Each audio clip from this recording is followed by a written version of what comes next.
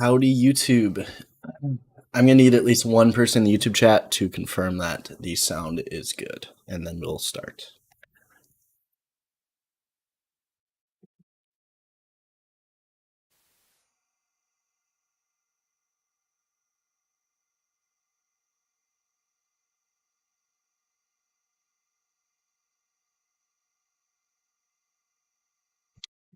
No one? Need at least one person.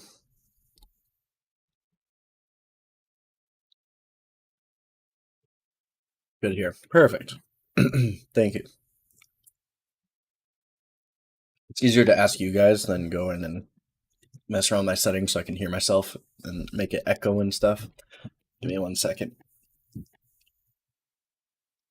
So, one thing I'd like to mention is today's Monday, so I'm actually not scheduled to trade. Normally, I don't trade Mondays, but today I came in because there's a lot of good subs from last week. So, we'll first go into, well, you can already see some stuff from ES.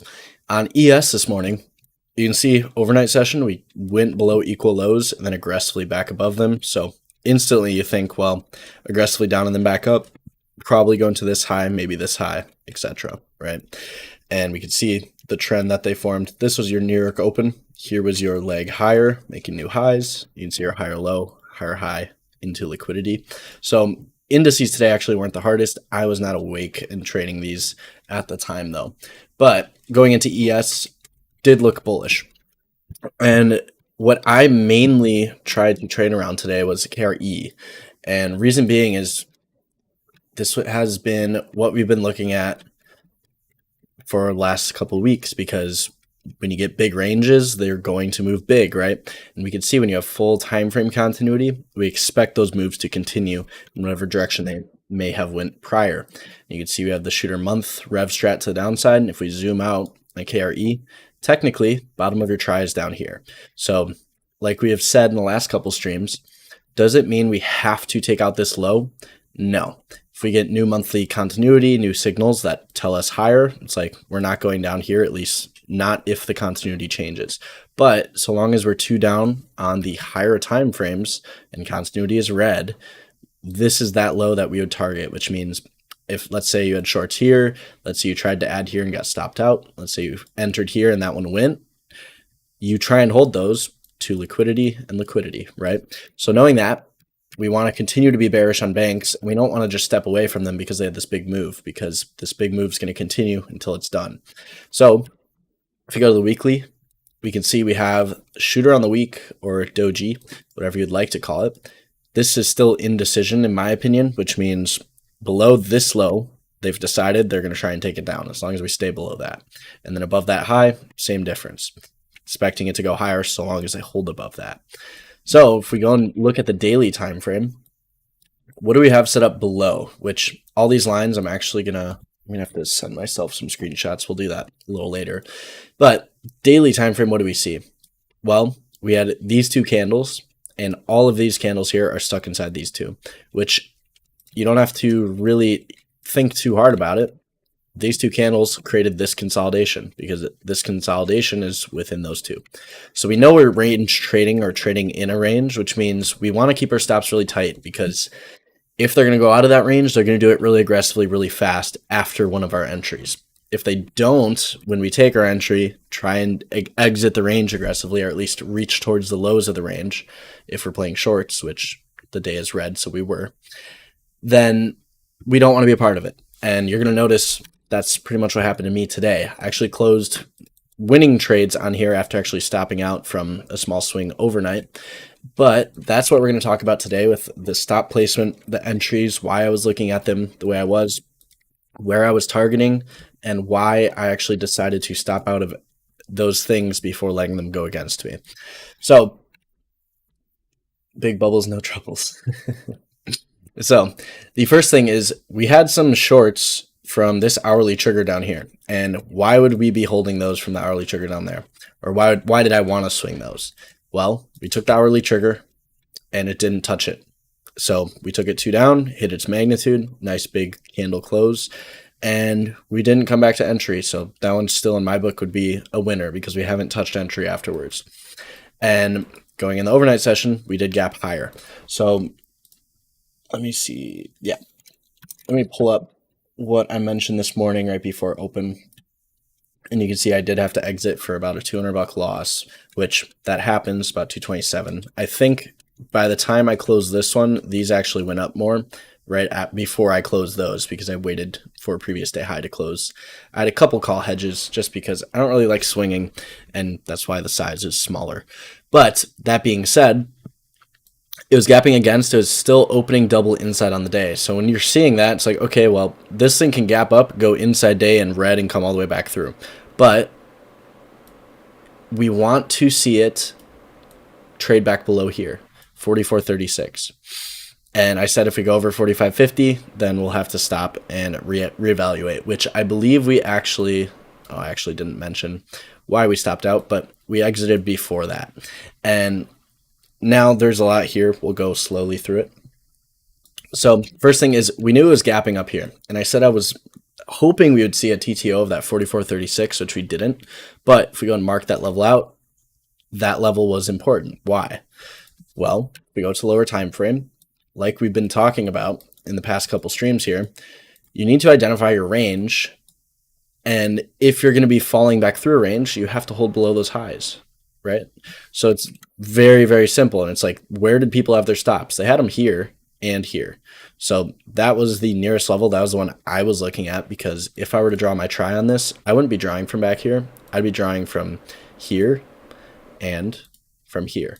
So I was thinking, well, first 15er, if we can start falling back in here and then get some reversals down, I'm all for holding that position, maybe even adding to it if we can get some signals lower, which we didn't. And you can see they filled the gap. And what happened? The first 5 minute, they tried to take it up. They couldn't. Big shooter candle. This looked really enticing me because I was like, okay, back through the try. But this one did go. And it's like, okay, why did that entry not work? Well, the low here, this is that 10-minute candle close. And the way you have to think about the opening price action is you have all of the different opens opening at the same time. So if we're looking at it, you have the daily candle open. So you're just going to have to bear with me. Say this is our daily candle.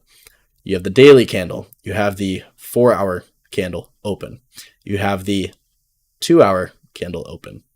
You have the hour candle open, which that one's not going to fit quite as what we want. But then you also have the 30-minute candle open. And then you have the 15-minute candle open.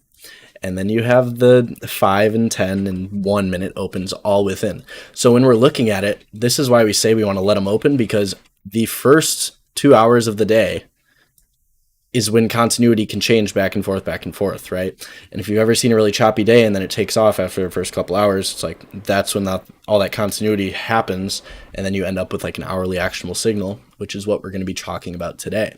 So understanding that, that's why these flips are important near the open. That's also why we don't tell new people to trade near the open, because volatility is high, and when volatility is high, a 10-minute move might be like a half-hour move or an hour move, right? And if we're looking at it, the volatility allows things to reverse that normally wouldn't. So if we're looking at it, 5-er shooter down, boom, goes into lows, right? Straight into our level that we know is important right here. And then new 10-minute candles open right at 9:40. That's New York time. It'd be 8:40 CST. The volatility allows them to reverse right here, and then they go continuation. You had 10 minutes of buying back up, and then it's like, okay, what happened there?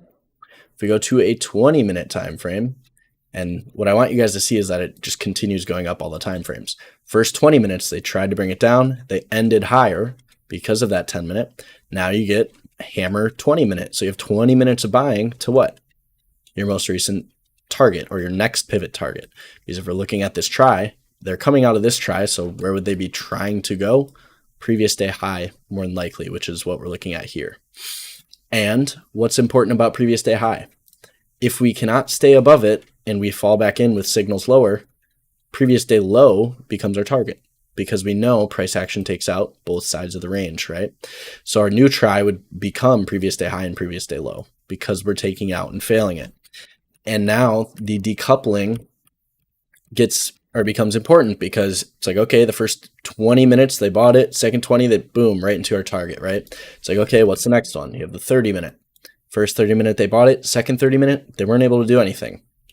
You go to the hourly time frame. First hour they bought, second hour they failed the highs. And it's like instantly, what do you know about that?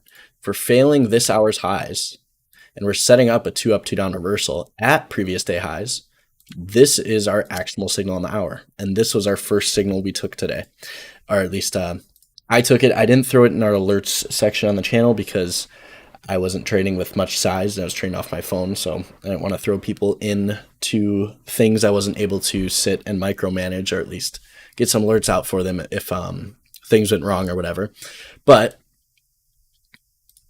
this would be our entry, because first hour of the day, they bought it up. Second hour, they tried to continue and they failed to do so. They fell right back in. So this entry gives you the chance to negate the open, meaning change that day from being green above that daily open here into potential outside day below that daily open right here. And then what? It's like, okay, here's the other side of our try right here at 44.36. That was that same level that I wanted to see this morning if we were going to fall back in.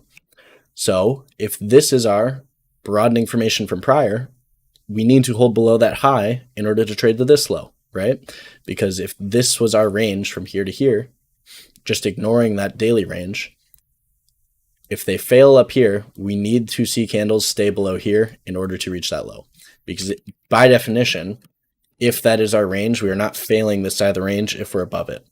And you can see the hourly, boom, big move, right? And this is the important part right here. And let me see if I can pull up my fills and stuff just so we have those. But this is the important part. It went instantly, right? And your entries that go instantly should not be retested, which means your stops go even, which means your risk is minimal. And if you go to the 15-minute, was there a 15-minute actual signal? No.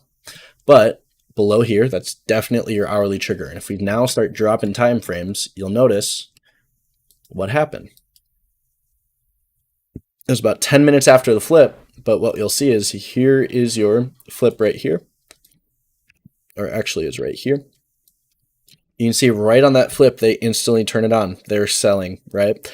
And when that flip goes red and you have signals on that flip to continue same direction as the color of that candle, that is what you want to see. It should go instantly. And when we say go instantly, this is what we mean. And it's going to be important later that you recognize this should happen after every entry you take that you're going to hold, because this tells you you're sticking in the right stocks. Because if they're selling it right there aggressively and you have how much left in that hour, you have the whole 50 minutes left, then more than likely you're going to your first target. And we know hourly signal that hits magnitude, we should see daily magnitude after that, right? And that's because if that hourly hits magnitude, they're definitely selling it on the hour. And now they have to sell it on the day, because below daily open right here that we talked about prior, if we go back to the hourly time frame,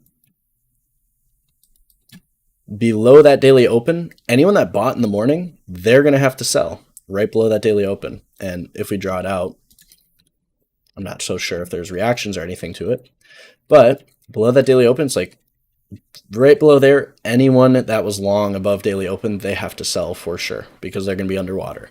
And this is an important part when you're day trading to actually recognize, is things that were bought in the morning and then take out morning lows, those are the things to sell. You don't want to short things that were going into the highs that are pulling off the highs, because the things going into morning lows, those have the trapped longs, right?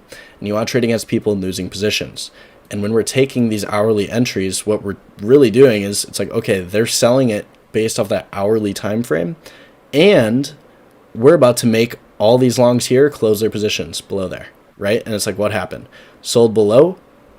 You can see, I don't know what this big spike was, but someone with a big position, I'm guessing they closed on that. And again, we talked about this in the last stream.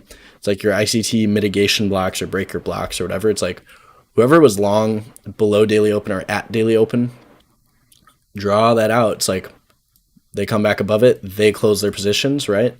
And then boom, waterfall. And we can see what actually happened here is they came all the way back up. They didn't quite test daily open, but more people had to close their positions and they sent it lower. And if we go and now look, let me pull up my transactions here. Please tell me they're still there. Yes, they are.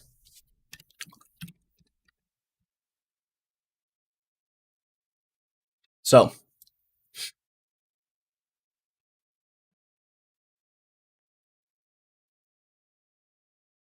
again, not the biggest size, but here's our KRE 41 put at 1140, which you'll actually notice is slightly later than that entry trigger. And if we go see, you can see 1139. I saw that big aggressive sell and I was like, this is a beautiful setup because I took that put even after that entry trigger. But when I see that aggressive move, I know for a fact if I can short right here and risk that entry trigger, because we know winning positions, you don't come back to entry, right? If I can short there and risk there, it's like, what's my risk on that actually? 14 cents. It's like, that's pretty much nothing. And I was actually at the driving range while we were playing off of this. It's like, okay, well, beautiful entry short. And where's the magnitude of that? It's like my initial target or my first target's previous low of day, because I know people are going to have to close positions there. And the first people to buy when you're going lower is going to be people closing shorts. So if anyone that shorted from high day, there's likely going to be people closing shorts at low a day, because that's that initial target. You can see that's more than likely what that spike was, and then it got offset by people who were stuck in longs. And then if it's going to continue, which if we go back to time frame continuity, I'll just go like this. If it's going to continue, it's going to have full time frame continuity more than likely. And we can see afterwards, we see this spike up, but what does that spike actually do on any of these time frames? And this is actually where you add back to that position or add more to it. What does that spike do? Nothing. The fiver, it just went 2 down in green. Actually, it might have been inside. Nah, 2 down in green and then Momo shooter. And that's what a Momo shooter is on a lower time frame. You just get that move up and back down right away. Momo shooter, and you can see still keeping below that low. So as long as they stay below that, I would expect them to go to outside day target like we talked about prior. And we can see we trade lower. And if we now start going to the higher time frames, what we'll notice is we had our 30-minute flip and they brought it inside. And this was now, 15-minute, and then this is that next 30. So yeah, so you're going to see 30-minute goes inside, and then anyone that was short, if you wanted to protect profits, this is where I would bring some off and then you leave the rest break even. If you did not get the partial from the gap fill, which I did not. Like I said before, I was out and about. But what did we set up right after that? 30-minute rev strat. And again, I can be pulling up messages from premium chat and whatever, but you're going to have to take my word that we were talking about this all day because I was sitting here in it all day. And with that 30-minute rev strat, we get, I believe this was the entry. Yeah, right here. Another reason to add to our position. So here's KRE 137.44 put. So you can see I actually went at the money and I took that same 421 expiration because this is something where I saw that hourly go right away. I want to take further out because we have full time frame continuity. And I'm grabbing at the money because even if it doesn't go, like let's say this 30 goes and it doesn't do anything for me, this will still move a good amount because the delta is high since I'm closer to the money. So I can take it as a day trade, or I can take it and let's say the day trade works out and we go to outside day. I could sell 6 of these and leave like $600 of risk overnight, and I'd be fine with that. And as we can see, 30-minute shooter goes in force, which it gapped down, filled the gap, and then changed that continuity, went red to green, or green to red, which I treat that as its own signal. So the second it went, if we go to like a 5-minute here, you can see it went gap down, fiver up, and then green to red on that 30-minute. I short back below that open with a stop at the high of that 30-minute. And the reason I do that is because we know, again, that first 5 minutes of that 30-minute, that's your new 5-minute. And it's coupled to the 30-minute, which means the 5-minute and the 30-minute have the same open. Very similar to what we talked about with your daily open, where you have your first tenor of the day, like right here, and that's daily open, right? And that's going to be daily open forever. But then you get your next 10-minute candle that opens right here. Now they're decoupled because you have separate openings, right? So it's that same exact idea, just on a smaller basis. So new 30-minute opens, you got first fivers up, second fivers decouple, take out that 30-minute open or negate it. And as long as that 30 can stay red, we can stay short because we have full time frame continuity and that 30-minute is in force. So now if we go and look, this is where I actually went to a lower time frame. And you can also see for your ICT traders or even smaller time frame strats, like here's your high TTO, back down. That's a 221er reversal right there, and your stop would just go right at those highs. Pretty simple. Now, this is where it gets important. I'm marking out liquidity on this side of price over here because if we go to the 4-hour time frame, because we use all the time frames, this thing's gonna be inside 4-hour all the way down. So when you see that inside bar on the higher time frame, you need to be cognizant of your lower time frame range, because if you are not, and you let things come back in on you, you're going to have a bad time because that inside 4-hour will chop and chop and chop for 4 hours, right? So that's why we don't throw our stops up here. And that's also why we move our stops to break even when we see prices go like this away from our entry. And that's what I did today. And what I wanted to show you guys on the stream is if we go and look at it, I actually added to this twice and I was forced to exit out of all of those positions. Give me 1 second here. Yeah, there it is. So I added to it multiple times just because I was like, okay, it's going, it's giving me entries, but I wasn't able to hold any of them. So we can see this is where I'm actually going to have to do a little intermission and send myself the screenshots I took today off my phone on Discord. Or actually, I'll send them to Tim. Just give me like 10 seconds. Yeah. So I will pull up my analysis I took at the time, but we can see, so we had that 309 entry and that one I closed for slight profit. We go and we had another entry 188 and I closed that one slight profit as well.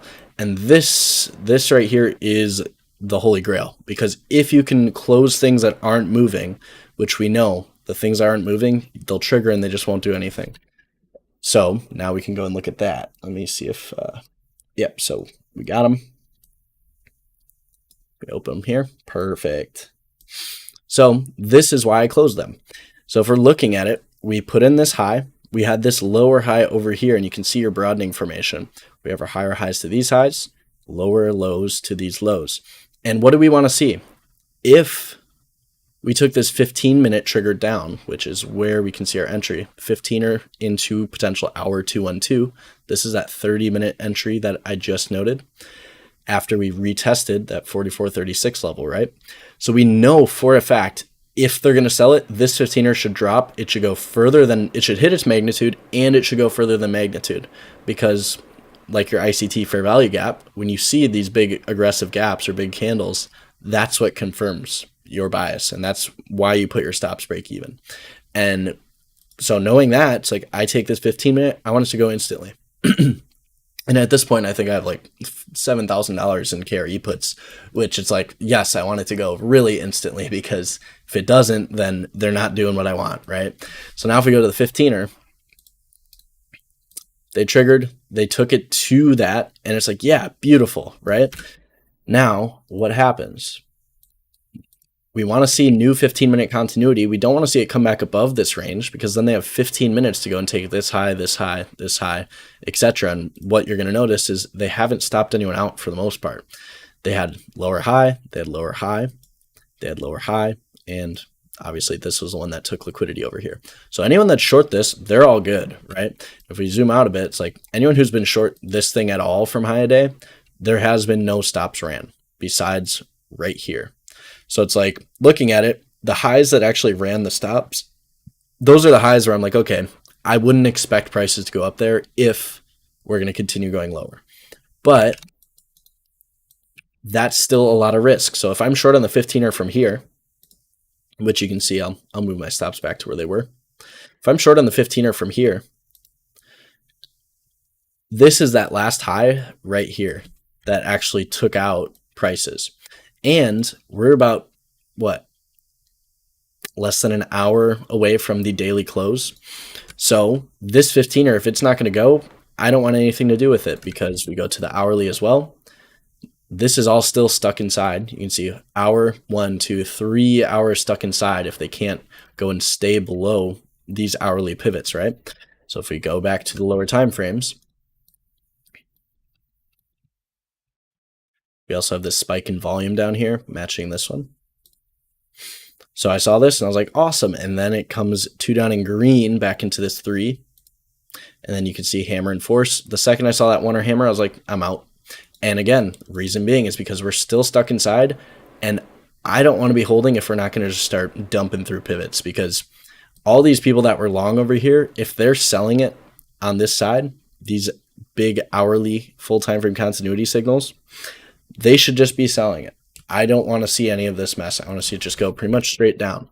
And it's like, did I stop out prematurely because of that? Technically, yes. And you can see what it do. It did go and hit that second hourly target. But if we continue going, big 5-minute against me into that 15-minute continuity, which like that 5-minute signal is another reason to get out. And again, the same reason is because it should just go instantly. We're taking, this is the hourly trigger down here. If this is our hourly trigger, it should just go instantly.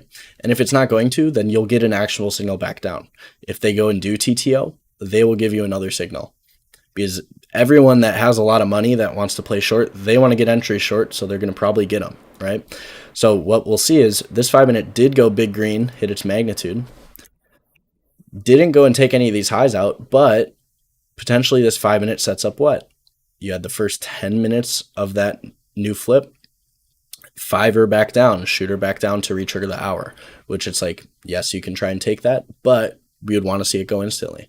And I actually did not take that because I was just not around. I was still out and about, right? And you can't catch everything if you're out and about, which is why I was playing off the hourly, because the hourly, you just have to look at your phone every hour, right? That's not as much work. So if we're looking at this on a low time frame, it's like, I would love to take that, but I just wasn't around. And we'll see, it's like, okay, big sell candle, your stop should go straight to break even on this shooter fiver, because winning trades, we should be going dead set for this low. There's no reason we shouldn't be trading to that low. And if we're not, after taking a short entry, then we don't want anything to do with it, because we have all these reasons right here to be short. And if we go and look, you can see again, they try. And then fivers against. It's like, okay, potentially they TTO. They're still holding below our targets from the hourly time frame. 3-1. 3-1-2 up. That's not a good sign, right? What did they do? Broadening formation. So now we're seeing we had this 3, now we have another 3, and now we're looking at it. If they can't stay below these lows, there's no more for us. They're going to chop in here until they're done. And if we let this play through, what did they do? Came up again. This would have stopped you break even.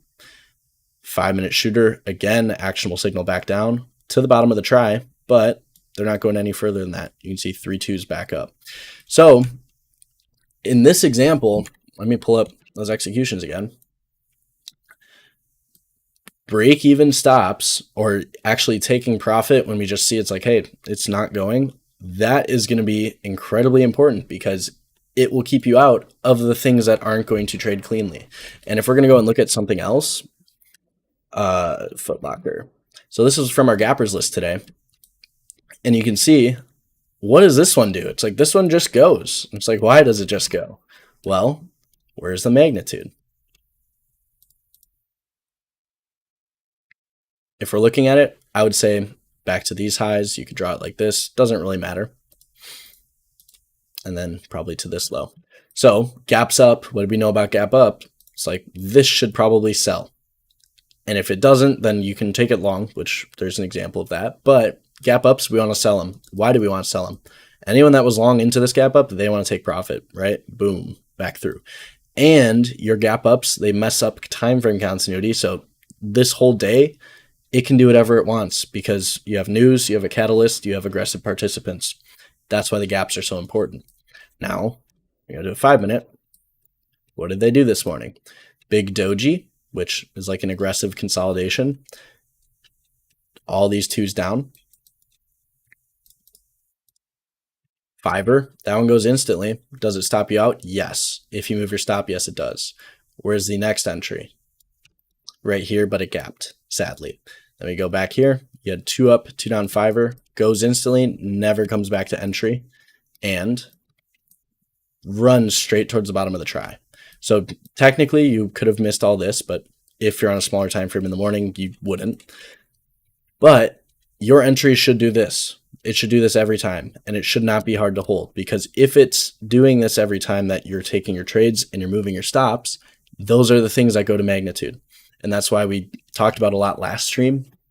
If you're looking at all these different tickers, the things that are most aggressive are going to be the best to trade, right? And that's also why we flip through all the charts all day trying to figure out which ones are the most aggressive. And that's also why we have some StratBot stuff that makes that a little bit easier. But this is an example of what we want to be trading. We go to KRE.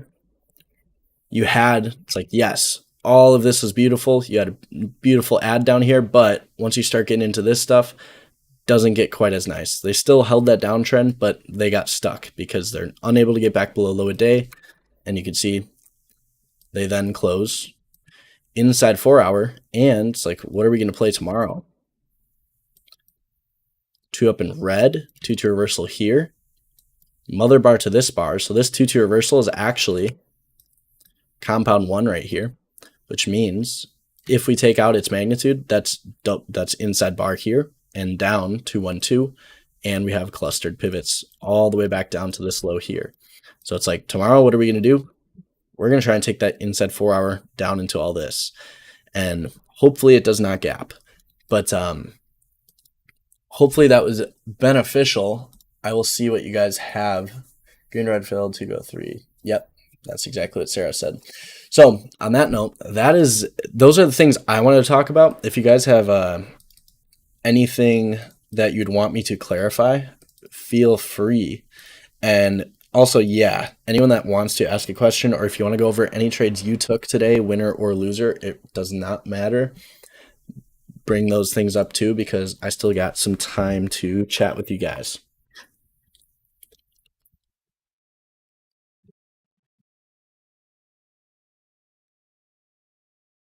I see you type in spin. And I know I went through it fast, so that's what I'm saying. Please ask me to clarify anything you're confused about. All right. So today I got chopped up in SPY range. So one thing you need to note is exactly what I said this morning. So I'm actually going to go and open all this stuff up for you guys.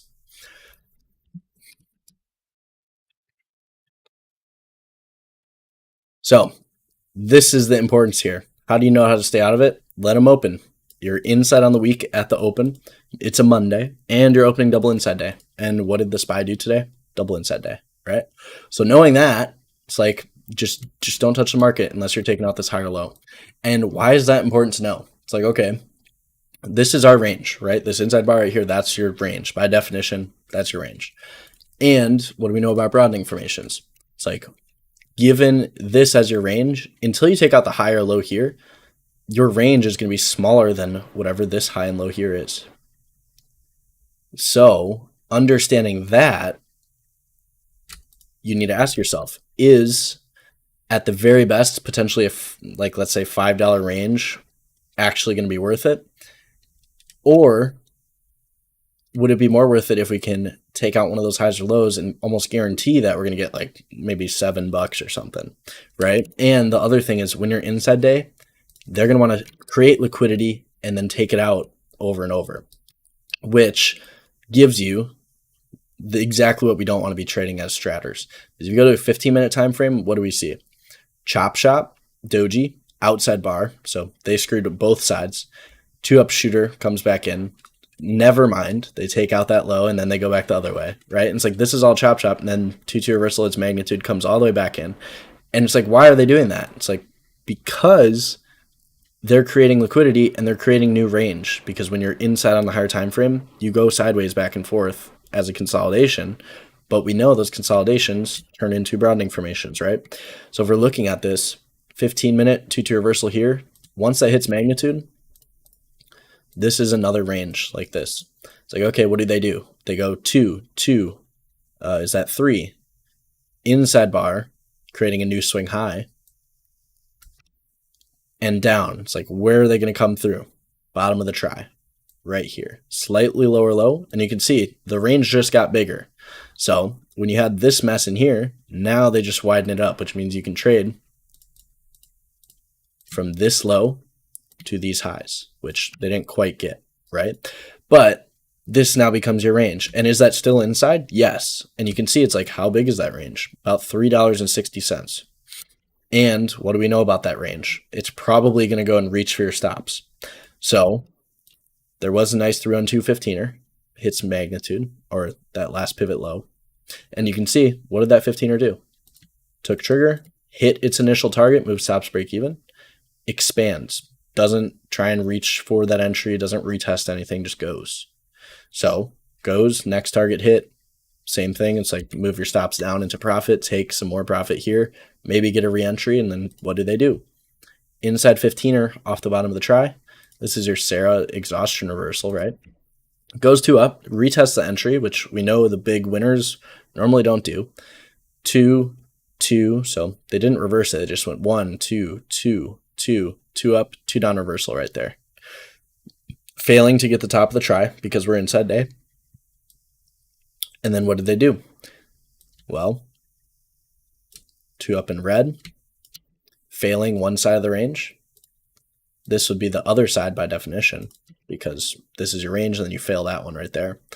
It's like now they want to make that range again because they started this range over here, made it higher, lower. Now they're stuck inside from the highs here to now these lows here. So it's like you're inside 4 hour and inside day going into the close. It's like, what do they do if you're inside on a higher time frame? They create a new range. You can see higher high, lower low. And then they create more ranges. They stop more people out. You can see higher high here. You can see again, lower low here. And then higher high again. And then they go and stop out these people. And then they go. And it's like they go up into the high of this range. And they still are not out. And they're still, if we zoom out, inside 4 hour. And that's why your inside day sucks to trade because you're going to get just a chop shop mess. And that's why we're not joking when we say let them open, don't trade heavy, like give them some time, because at the beginning of the week, your weekly open, it's right here. It's like, can that change? Well, let's look at SPY's last week. They opened way down here, they gapped down on the week, and then higher highs, higher lows, stop these people out, goes, right? Technically didn't change that week, but what's the difference? It's like this thing was 2 down in green on the week right on Monday, which gives it weekly magnitude like way up here. So if we know that, it's like you can trade all Monday, Tuesday, Wednesday, Thursday, right? But if we're going to be inside on the week on Monday and inside on the day, you have no idea where that's going because it's consolidating by definition.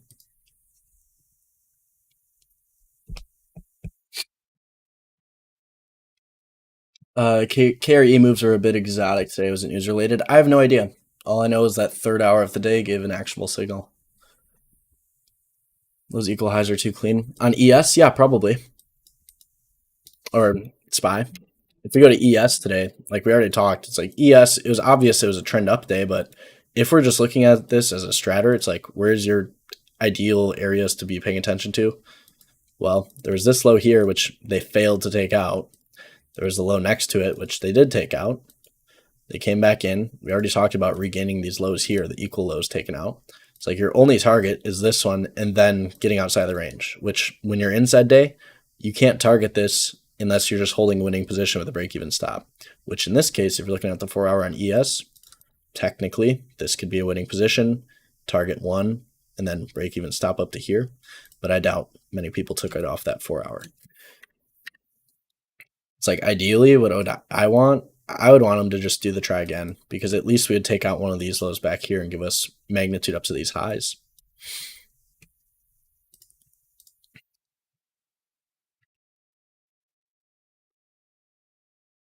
Do you know what's the difference between SPX 500 and this? So SPY is going to be only the RTH. So it's like if you're looking at ES, do you see all these low volume points? It's like you only get the high volume points on SPY. And does it matter? No, not really. ES, it's very useful to have overnight. SPY is just nice to get rid of the noise, especially if you're trading the strat, because you just get 2 4 hour candles, and those are the most volatile candles of the whole day range for ES. So if we trade it off SPY, it just makes a lot more sense. And we can see it's like SPY, 4 hour, 2 down in green right here. Boom, 4 hour magnitude. And then you have further targets after that one went instantly. And the ones that go instantly go further, right?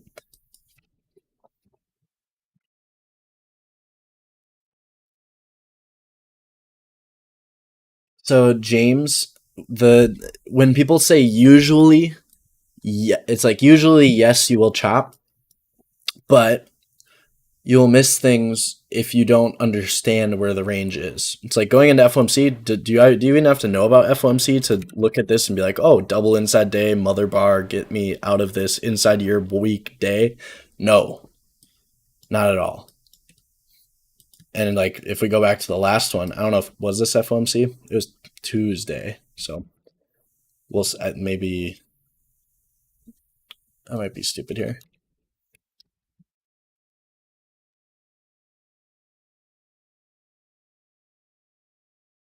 But let's just say this is the last news event. It's like, well, from bottom of the try to the top, gap up, sell the gap up, back through the try. Does it really matter? And I don't remember this. This was a Thursday. I don't know if it's non-farm payroll or CPI or whatever it was, but same thing. Gap down, goes green, boom, big outside bar. Same thing. You don't really have to know about it.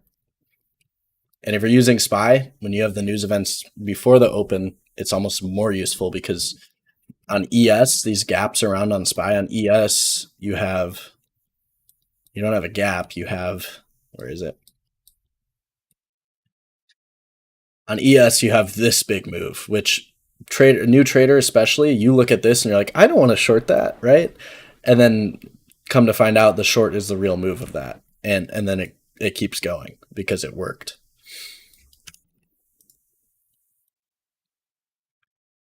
Could get an outside day for FOMC if we inside tomorrow. I would doubt we go triple inside.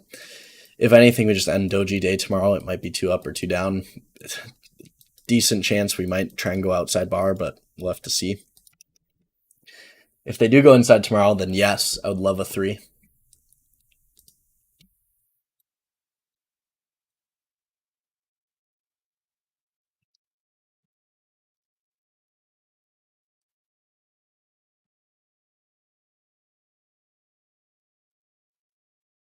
So how long do you let them open? What's ideal?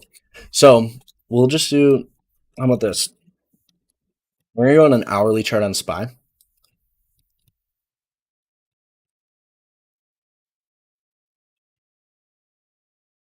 And let me do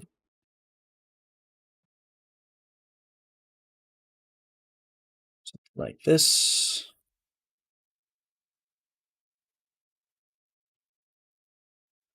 So the how long question, it's really, I guess it's up to you because depending on the day and depending how high the VIX is, it can be different. Meaning, if you're in a lower volatility environment,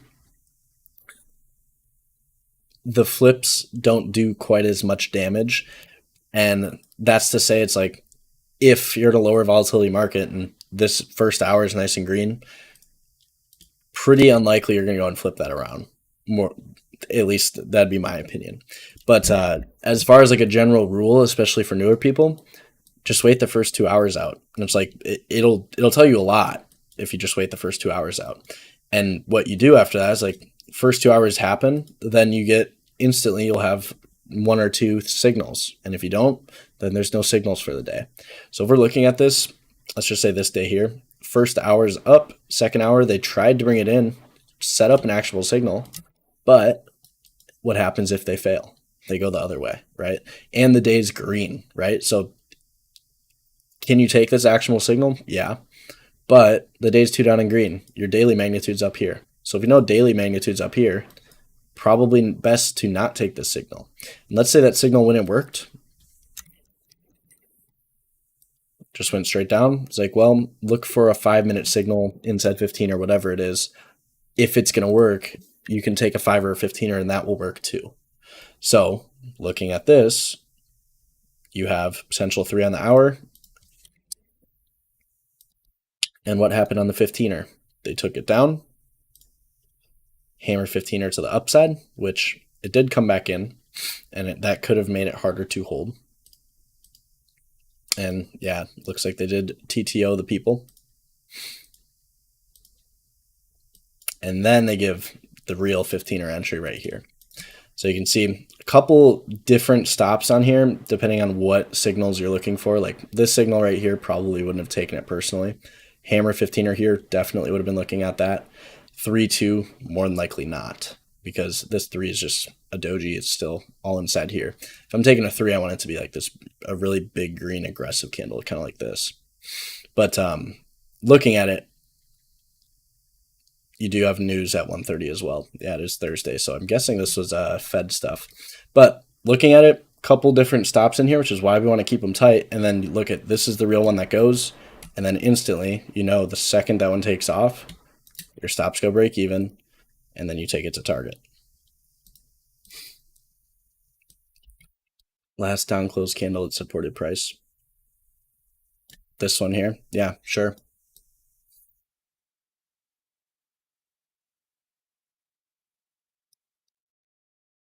If you want to, what I traded today was KRE, and we already talked about it.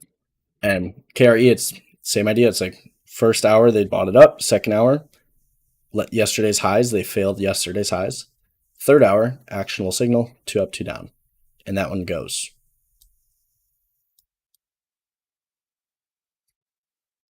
1 minute time frame. So people are going to do things a little differently.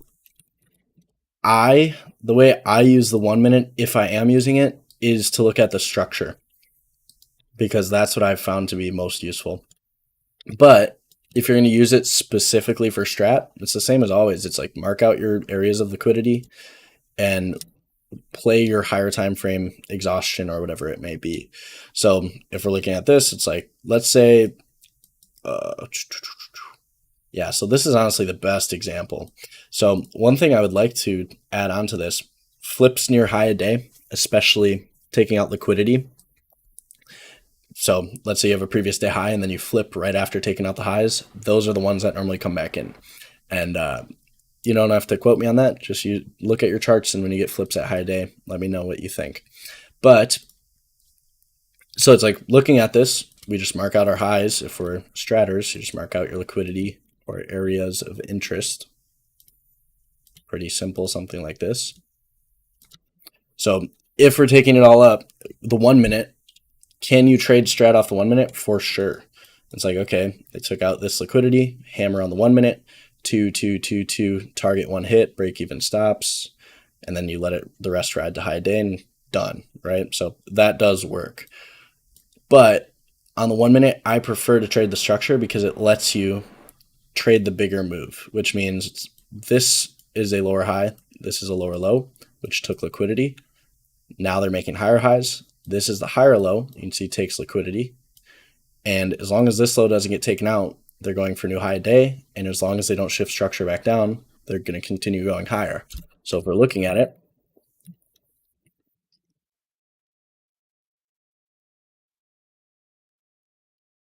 for those that know my box setup, I use a structure like this. So you have lower high, lower low, higher highs. This is your higher low that you trade. You go long into. Create the higher high, which would be a first target, and your stop would go then to entry. Then you have higher low, higher high. Sweeps liquidity again. This is your higher low that was not taken out. So if we're looking at it, higher high, as long as this low doesn't get taken out, they're still trending higher, which you can see. They swept liquidity. And then they made new high day, big spike in volume. And then they aggressively come back off high day, lower highs, lower lows. They haven't taken out this low yet. But when you start seeing this stuff, you can see aggressively down, TTO again, aggressively down into this low, and then they can't reverse back up. So they take out that low, they can't reverse back up, and that shifts that structure. And you can see, if we're looking at it, fair value gap and order block right here, lower highs, lower lows. And you can see lower lows, lower highs, boom, takes out liquidity again. And that's why inside days kind of suck, because you can trade the morning, but you can't hold because they're not going anywhere. But simply put, that I'm looking at structure on the 1 minute for the most part. I'm not really trading off the strat signals, but that's just my preference. And I used to trade a lot off the 1 minute with strat signals. Just as of recent, with streaming and all that stuff while I'm trading, it's incredibly difficult for me to not miss a 15-minute signal, especially if we're looking at like five at a time.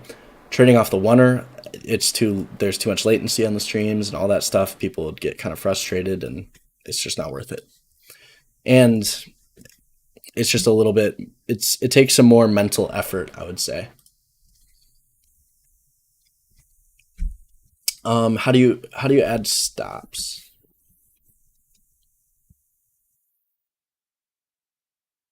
The indicator that you're looking, this indicator right here, this is called multi time period charts, and it just lets you see the higher time frame ones. Which it's like if you're trading the SPY or trading anything, these are awesome to have because you can use. It's like you don't need just one. We talk about those hourly flips throughout the day. You can go like this. It's like, okay, we have the day. Now let's do the hour. It's like, boom. Now you have all your flips, and you can see if the day's red, every hour that's green, you have 1 hour for it to be green. The next hour has a chance to come and take away all that green, right? And same thing goes on a green day. You have green, green, second hour of the day, third hour of the day, boom, hourly flip right at the highs, right back down to TTO these people and stop those people out. And then what? New hour opens, they're coming right back up. New hour opens, they're stuck inside in red. New hour opens again, they're also still stuck inside. You can see the try, they start to form. Then they get stuck inside again, and here, new hourly flip, and they go to its magnitude right there. I just watched your market structure video on this. Honestly, I would have to say if you're trading indexes, the market structure makes the most sense if you're just going to sit and trade indexes every single day on the 1 minute. But if you're going to try and trade the highly volatile stuff, and we're looking at like Foot Locker and stuff, a lot of the times you don't get the ICT entries because they're just so strong, which is what the strat's built for.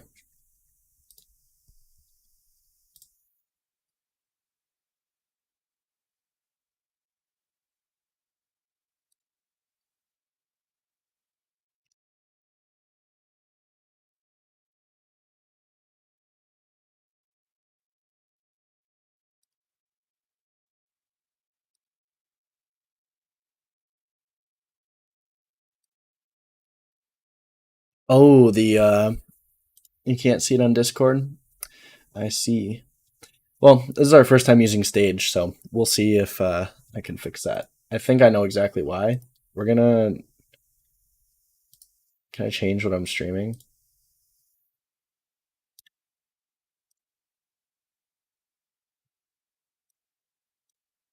Yeah, sorry about that, Discord. You should be able to see my mouse now. Self-control issue. I wanted to practice, but the best practice would have been sitting on my hands as well. Honestly, like that, even as someone who's been trading for a while, sitting on my hands, it does become hard. But I have gotten good at just sizing down, especially on days like today. Which admittedly on KRE I did have some bigger size, but I kept it very tight, which is pretty much what you have to do. It's either going to go or it's not.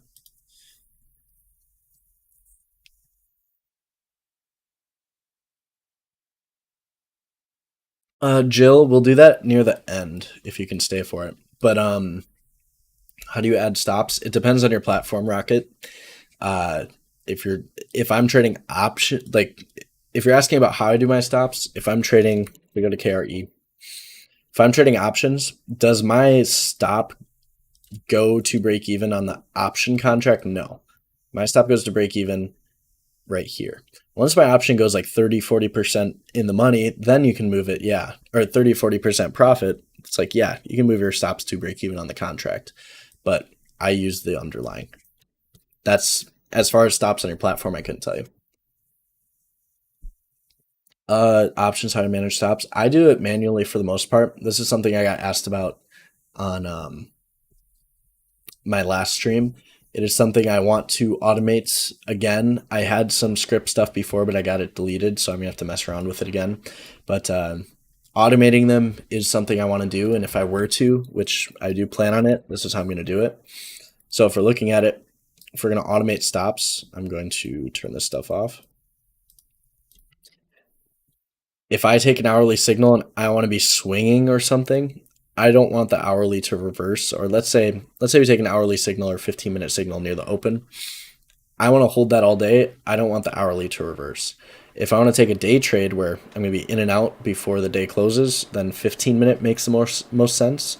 So if you're aiming for daily magnitude and you get a nice winner like this, where you get this big red candle, so off the hourly trigger we got that, I would bump my stops down on the 15-minute time frame till the 15-minute reverses, which would have got you here. And when it doesn't reverse is when you have the really big winning days, which if we go and look at KRE, or actually, I think it was JPM. Yeah, so this is, for example, JPM. This was a 15er we called out last week, and I believe we talked about it on stream last week. I'm not 100% sure, and like 95%. But hammer 15er off the lows, that one works. Move your stops even, and then bump your stop up, bump your stop up, bump it up, dude. And you can see it's like, if it's going to go to daily magnitude, it's going to go and do it. And it does not go too down until after those highs get ran out. And you can see it's like, the ones that win like this, these are the ones we want to be in because they go to our target, our stops go even, etc. And that's why we want to keep our risk tight and why we want to continually look for the stronger tickers.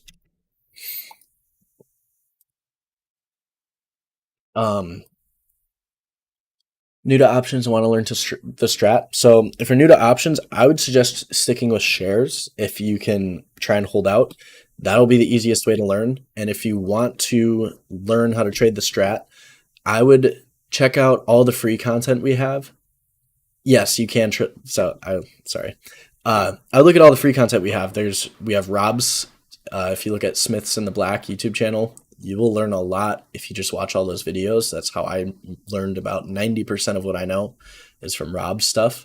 And a lot of Sarah's stuff is also good. She's, I would say, like the leading person when it comes to strat stuff, and she has a ton of YouTube content. I also have some strat stuff on my channel. My most watched videos, I believe, are the Strat A to Z series, which admittedly could be a little bit better. But I would highly suggest using the free content and trying to just at least watch it and try and digest it and get used to the words and stuff before going into any of the huge list of different rooms there are for the strat.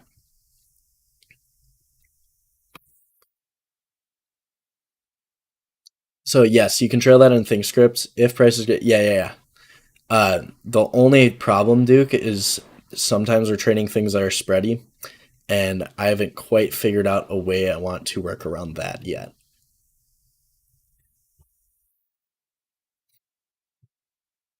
I was thinking of doing like a wider, I want to make it a system where we can just throw it on there and not have to worry about it, which I know you can do that in ThinkScript. Again, I just have to mess around with it. Yeah.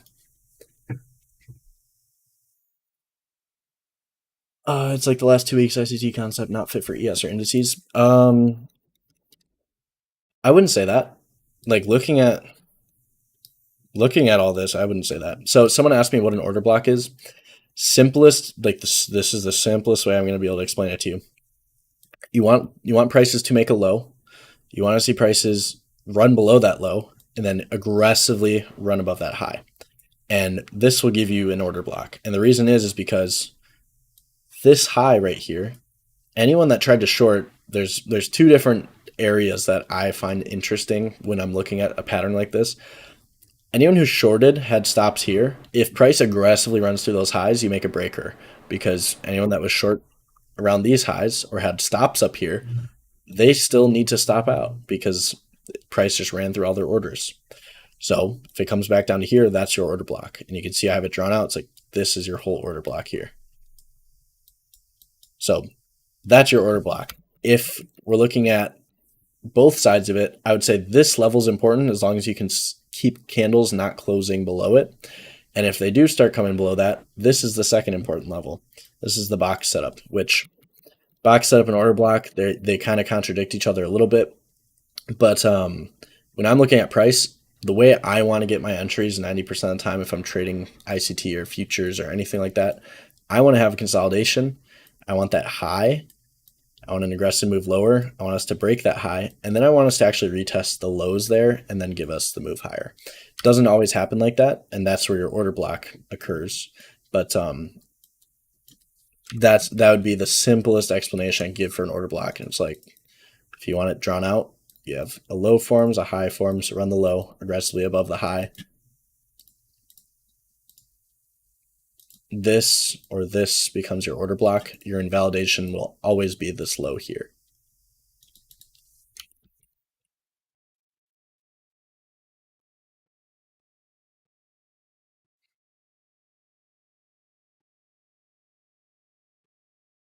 And if you want like a real example, here's that low that was formed, ran the low, aggressively moves higher, runs above this high, and doesn't give you the best example. When you get big wicks like this, you can use that wick on the order block, because if you go to a 5-minute, this is the high of that order block. You get all these candles down, they're all connected. That's the high of the order block. You can see it gets tapped here. They had a fair value gap over here. 5-minute hammer back up to the highs. And you can see it has to take that liquidity first. Like looking at this, this would not be an order block to me because this is still consolidation. Because it didn't take out anything, right? Did it take out that low? Yes, but what's below that? It's like that's the real low. And when I say that, it's like you have the low here, you have your highs back here. This is lower high, lower low, shift in trend, higher high, higher low. And then what? We zoom out, it's the box setup. You have these lows here, you have the consolidation. They aggressively went below it, aggressively back above it. You can see they retest under those lows here.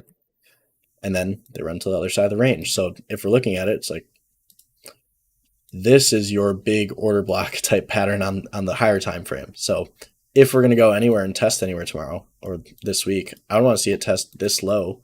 And if they're going to go higher, then take it higher. But looking at NASDAQ, this is actually what I mentioned this morning.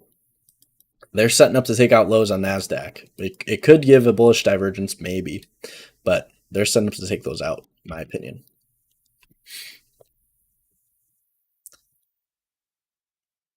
So ICT versus strat.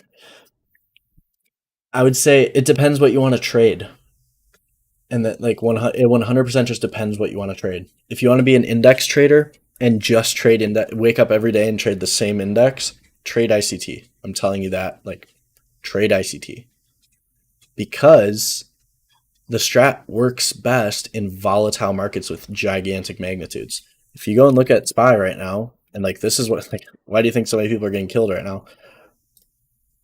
There's no gigantic magnitude. They went outside year, now they're inside bar on the year. It's like this whole year they could stay and they could have a 10% range, and that's fine. Like that makes sense. So if that's the case, do I want to be trading indexes? Probably not. And if that's the case, then I'm going to stick with strat and I'm going to go back to stocks. Once these indexes start doing shit again, like I knew last year they're going to do stuff all year. So what do? We traded indexes all year because where were they going? They're going from last year's high to last year's lows. Like we talked about at the beginning of the video, you fail the highs up here. The other side of the range, by definition, is right down here. So they take out both sides. And the second this year went red, that was when I started posting to Twitter about it. What is a strat? What's strat in summary? So strat is going to be the way you get around having to understand narrative. So if you trade ICT and you're really confused because you can't grasp narrative, which I'm not saying strat's any easier, it's still trading, and trading's damn hard. And I'm going to tell you that trading is damn hard. I'm not trying to make it look easy or sound easy, although sometimes I kind of laugh about stuff, but damn hard, right? But ICT makes it a little harder because he gives you a million levels you have to figure out. If you're going to trade it the way he does, where it's like you want to know exactly where it's going to draw to and then reverse from, and then you want to know exactly where it's going to reverse from, or at least have a very good general idea of that, which by all means he does it very well. And for the most part, I can go and do very similar. I'm not saying I'm better than him or anything, but I can do it similarly if I'm on indexes. But that being said, it's very hard to do if you haven't been in the markets a long time, which is why he says to paper trade for like a year or two. Because if you, the longer you paper trade, the more time you have spent staring at the charts, and you can kind of figure out where they're drawing to. Now, if you use the strat, you don't have to do any of that because, simply put, it tells you everything you'd need to know. And if you waver from it and you start breaking rules, then you're just not going to do well at all. And what I mean by that is, it's like if we go on SPY, if we're stratters, I don't know, obviously it's all different, but if we're stratters, we're thinking, okay, here's the highs of the range, here's the lows of the range. If we fall back below these highs, we're probably going towards these lows. Doesn't mean we have to take those out. No, they can fall back in and they can get stuck inside this range. But if you're bearish under these lows to these lows and you just get 80% of that, it's like that's still really good. And what did we do? Not this week and not last week, but the week before. It's like we took this move from here to here for the most part.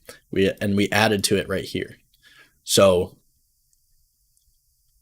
that was really easy, and it told us exactly what to do because the week was red, the day was red, the month was red, and we had a monthly signal. It's like everything lined up, and we're like, perfect, short. And we didn't have to use any narrative or anything like that. It's just signals. It's the same signals over and over. And if we go and look, someone asked about the Discord. I guess we can start talking about that now. But if we go and look, I don't know if it's in here. It is not. I actually haven't gone into these channels in a little bit. Where is it? Yeah, we need to reorganize these channels anyways, but yeah, I was in the right channel. I was too lazy to scroll up. So simply put, this is the strat. Market cannot do anything outside of this. You can either have twos, ones, twos, or threes. There's 3 types of candlesticks. That's all. So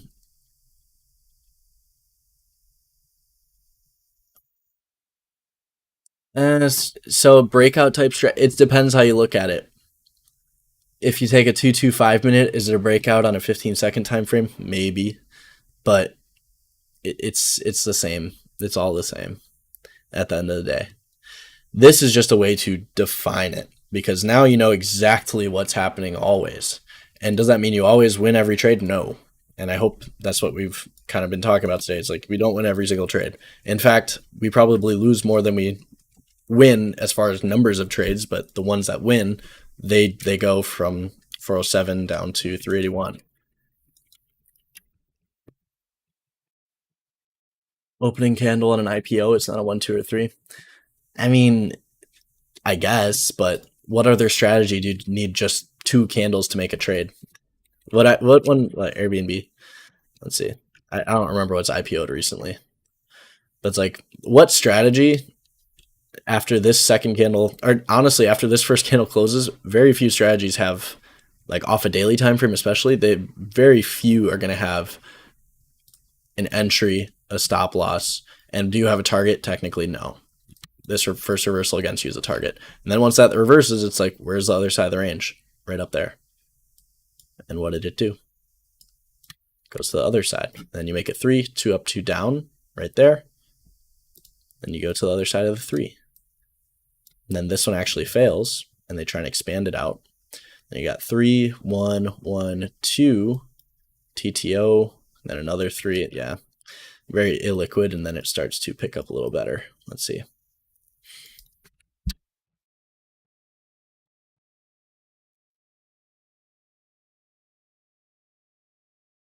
Yeah, it got fun to trade over here. ICT 12-hour. So recently, so like I said, recently, there's no range on the indexes, so I don't want to be trading them. So if you're going to trade off the 12-hour, it's like you're going to get chopped up because what is it doing? It's doing nothing, right? You're inside year, inside week, inside day. So it's like this 12-hour signal is not going anywhere. If we go and look at last week, Thursday, it's like 12-hour signal here, boom, right to the low of the 3. Didn't quite take it out, but you actually had range to come through because you're not so stuck on the week.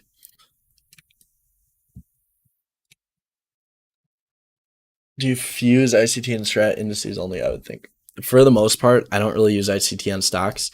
Uh, one thing that I will never get out of my head is the box setup, which you can call it ICT, you can call it Wyckoff. It really doesn't matter to me.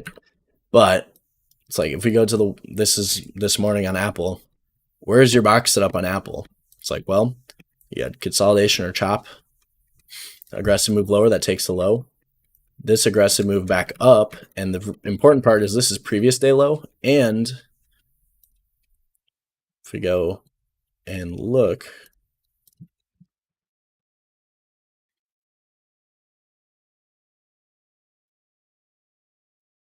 you got potential outside day, 1 minute broadening formation at the lows, and the 157.5s are very active outside day at 237. So you know that. The second you see this BPR, or you see for value gap on the downside and on the upside after taking that liquidity, I instantly think reversal box setup, because if we go and look at it, that's that candle close.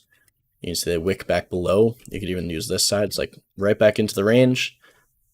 TTO, hammer, it's like boom, take it off. And if that happens at previous day low, where do you target? Previous day high, right there.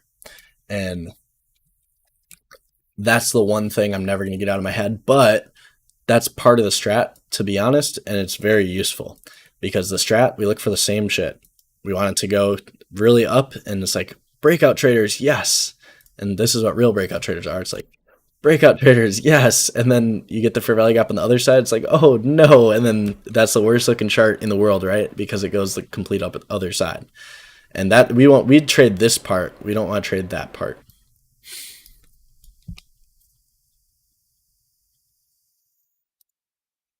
Yeah, Chase, I highly suggest if you're going to try and trade strata on the indexes, you need to get very good at identifying the range. And on ES, again, it's inside week, inside day. There is zero range. Once you take out last week's highs, then you can go to previous week's highs, or you can go to last week's lows, right? And same thing goes on the daily. Let me open Discord here.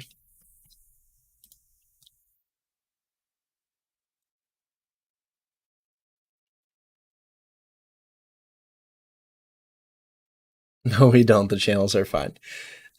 I just get, there's so many. I feel like we can at least get a couple of them out, but we've already talked about that. We'll see.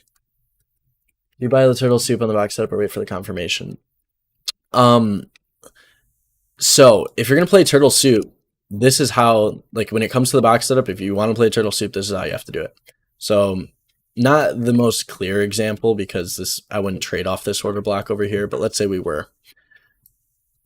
You need to have higher time frame POI above prices. So if I'm looking at this, it's like big aggressive move up and then back down. That's where that wick comes from. This whole thing's an order block, right? So if that's the case, the only way I'm going to turtle soup is if I can clearly draw a box. And what I mean by that is like there should be multiple tests on either side of the range, which in this case, I would draw the box like that. Because you can see they deviated on the lower side, came back through, they test the highs, test the lows here, highs here. And the reason being is because when you get these tight consolidations, we know for a fact those are broadening formations because that's where they form. The small ones turn bigger. And it's like if we zoom back, you can see low, high, failed to take out that low again here, but you can see they started another one, low, high, low, etc. So if I'm going to take this turtle soup, I need to see that consolidation or at least some type of, the way I call it is just false flag. Because if you don't have that, then you're just blindly shorting highs. At least if I see this, I know it's like, well, something's selling here, right? So something's trying to induce people to go long. At least you have that confirmation, which without that, there's nothing.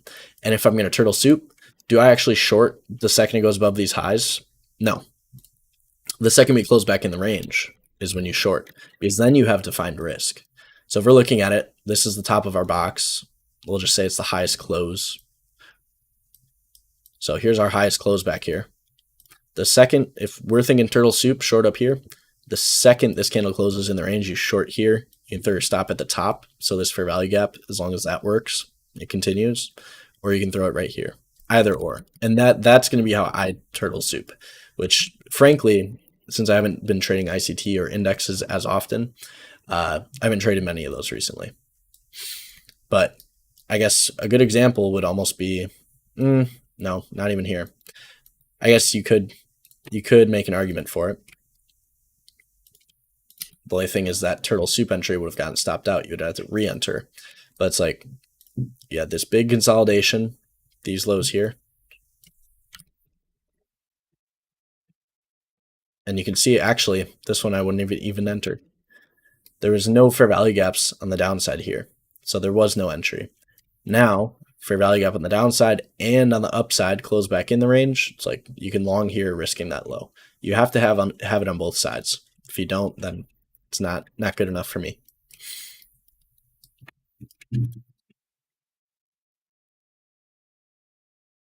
Box setup more. Honestly, if you're going to be a pattern or ICT trader, just trade the box setup.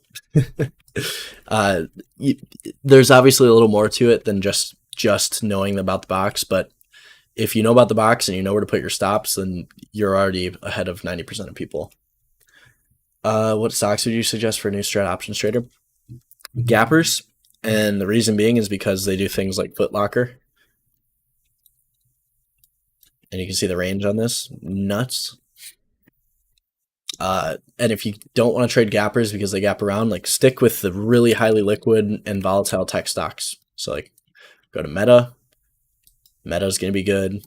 Tesla, it was good. Now the range, it's like, what did Tesla do? Swing high, swing low, stuck in the range, new broadening formation, right? So that one's doing nothing for now. AMD, so AMD, NVIDIA, those chips have been hot. It's like, what do we got on chips tomorrow? Momo hammers, right? And what did we do?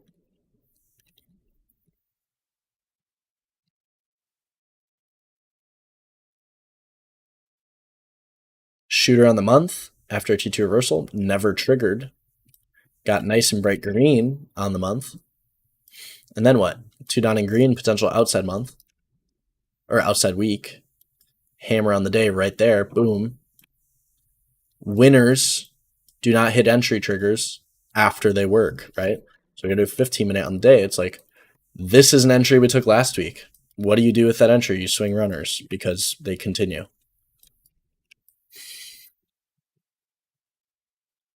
We always play options after earnings. Never trade them before. And it's like that same reason with ES, where if you're going to have a big move,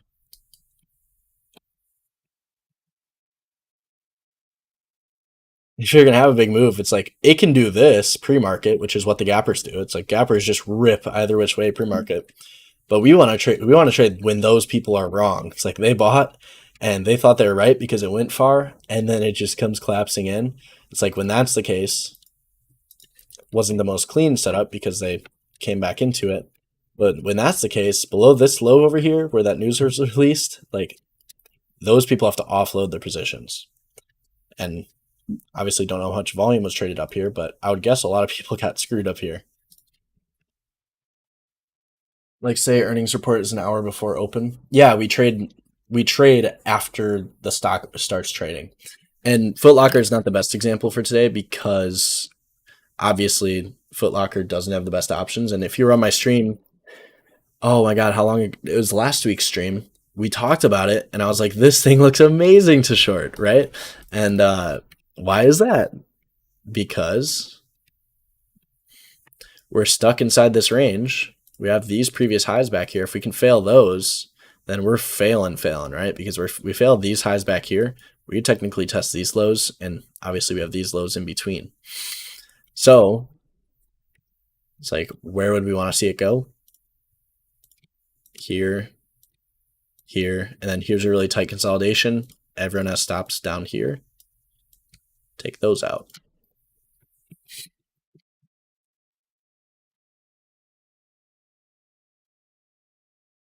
And as far as like what stocks to trade if you're a new stratter, you can do scans. Look for things with like 2 million share volume daily at the very least. and things that are ATR at least above like 3. How do you select or scan the stocks you trade? Uh, if you want more on that, I do have a what's it called? A stream. It was a stream from last week. I believe it was the one that was last week Tuesday. Yeah. So my stream, it was either on the 14th or 15th. At the end of that stream, we spent about 2 hours going through tickers. And the way I do it, it's not the obviously the best way, but I just look at pretty much every stock that comes up on my scan, which is a lot. And the reason I do that is because even the stocks that don't have the best liquidity on the options, if you got a 10 out of 10 setup, I want to trade it. Even if the spreads are bad, it's just something I want to do.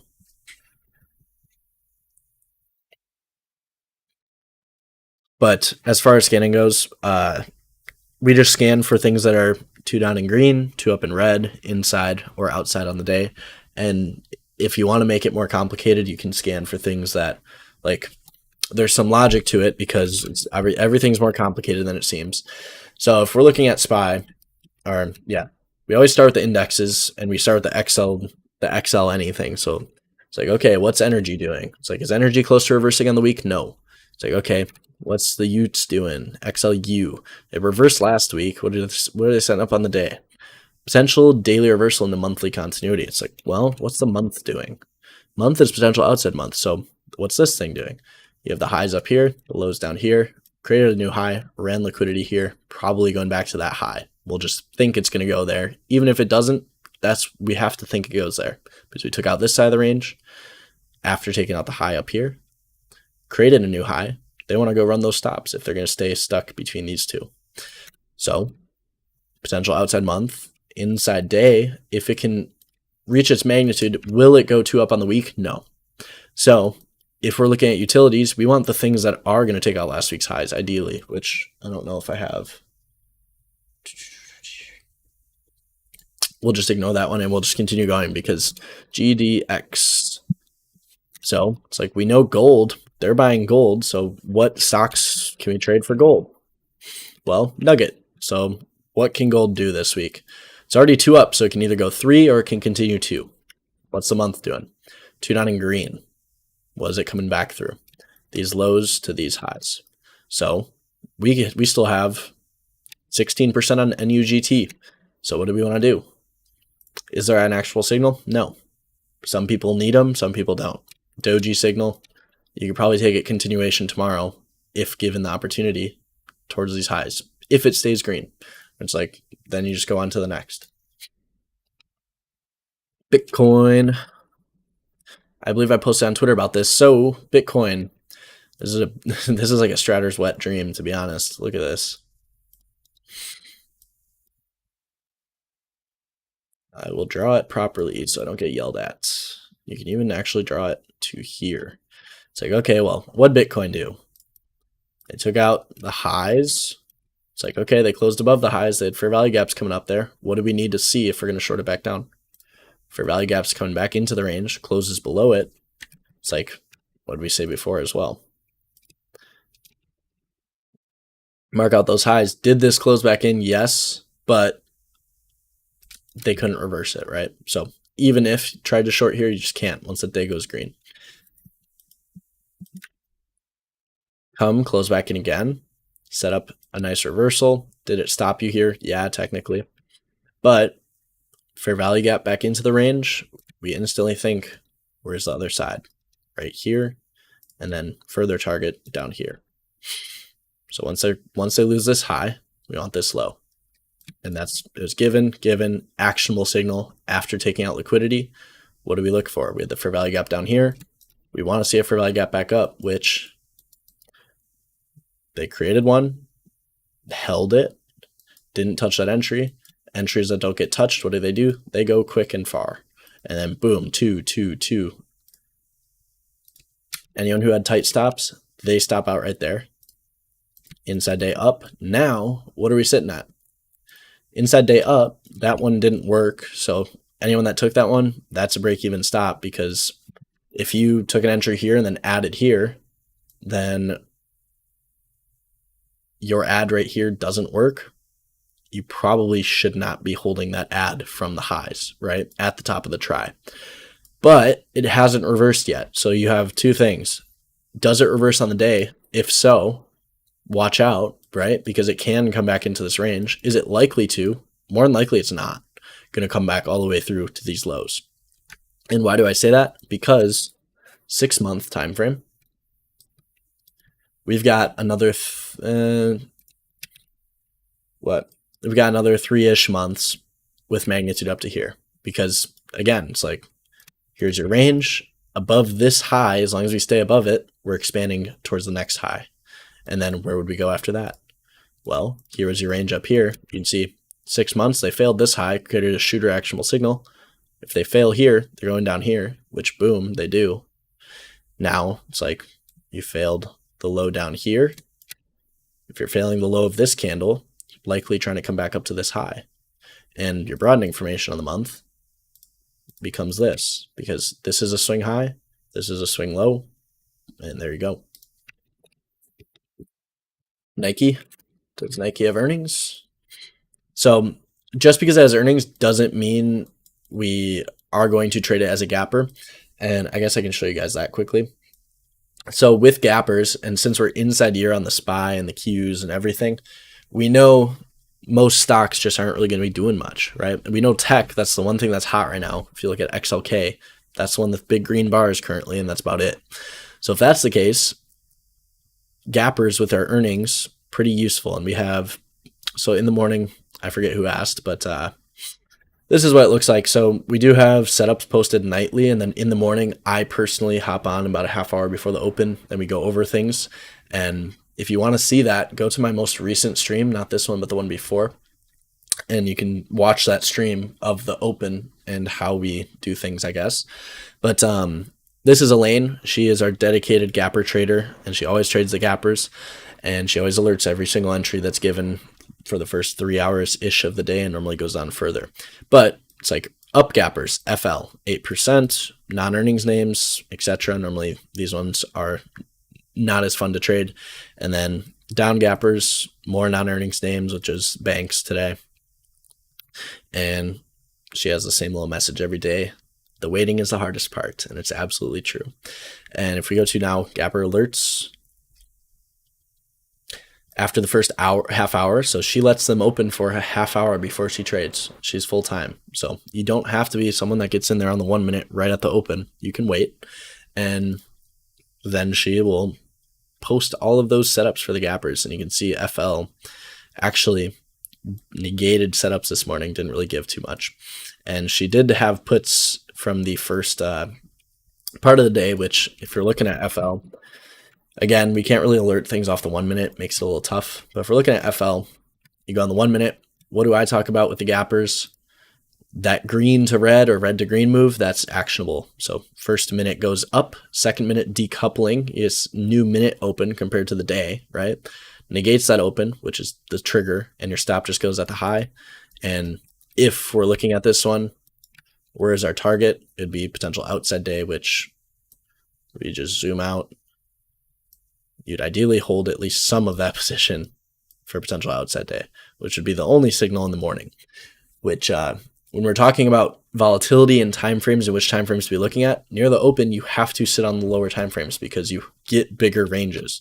Like this 15-minute, you can't trade in this 15-minute bar because it's the first 15 minutes of the day. But it's likely to be the biggest 15-minute candle of the day too, especially on the gappers when they start moving. And it doesn't mean they have to. I don't know what PDD did today. Let's see. Yeah, so like doesn't mean they have to, but another one, it's like 15-minute candle, biggest candle of the day. And you can see first 15 minutes, they tried to short it. Then those shorts got squeezed out. But what happened? There's no buyers. They got squeezed out. They reversed on the 15er, and they're done for the day.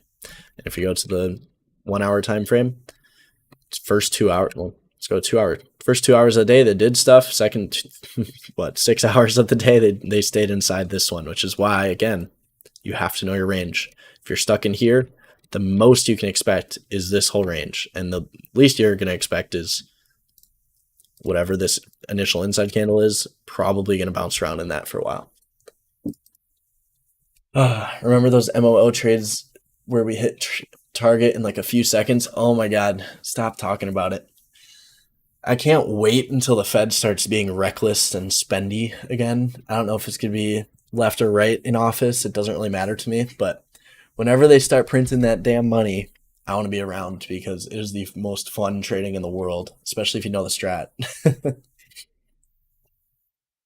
Oh, you took Inside Fiber Down premium channel. All right. Yeah, let's see it. So what? Elaine actually took the fiver. I didn't see that fiver's inside. On my screen, it wasn't. But yeah, so inside and down. Let me see. Maybe I'm just blind. Yeah, but great example though. You have to see on mine is a tick below. So I don't know if that's just something with mine or not, but sadly, 125% in opening candle. Yeah, and I mean that's what we did. Was it Thursday last week with Amazon and AMD longs? Those things killed, and we got a couple ads on them. That's like those days are far and few between, sadly, but that's why you got the gappers, right? And even that being said, it's like FL. What did those options do today? So if I was trading this morning, I'd probably be playing like 45 puts at the very furthest, like 44s. They probably went up a decent amount. Let's see. Okay, so yeah, no, the 44 puts, they're 88 cents for the first like good half hour of the day. There's like between 88 cents and like $2 for the first hour of the day, and then boom, they go to like 4. So not too bad. And like that's what I'm saying though, when you're scanning through these setups and gappers, you can't just discount it because it's a gapper and it has bad spreads. It's if you don't want to FOMO and miss a ton of things. And that's why I look through everything. So if you're looking for the indicator, the main ones that are going to be on my chart at all will be time frame continuity, and that's by Board Rider B, which I'm going to be sending these links here for you.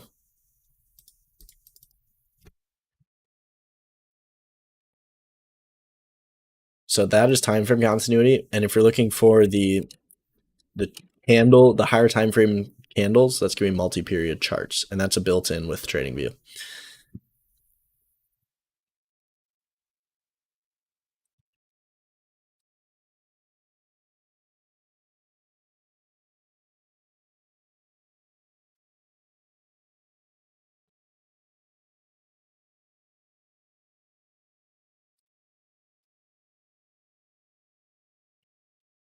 And you got the 2 up. Yeah, so looks like Elaine got that 15er as well. Nicely freaking done.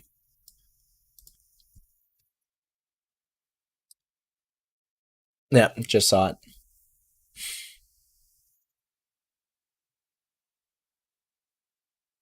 Of course.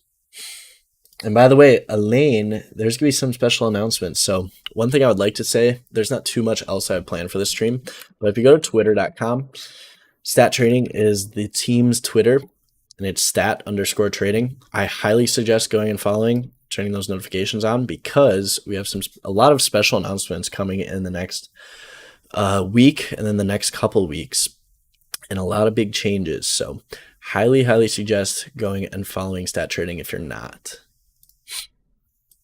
But I'm willing to take any and all questions. I will give you guys about another half hour tops because I got a lot of stuff I got to get done still before bed.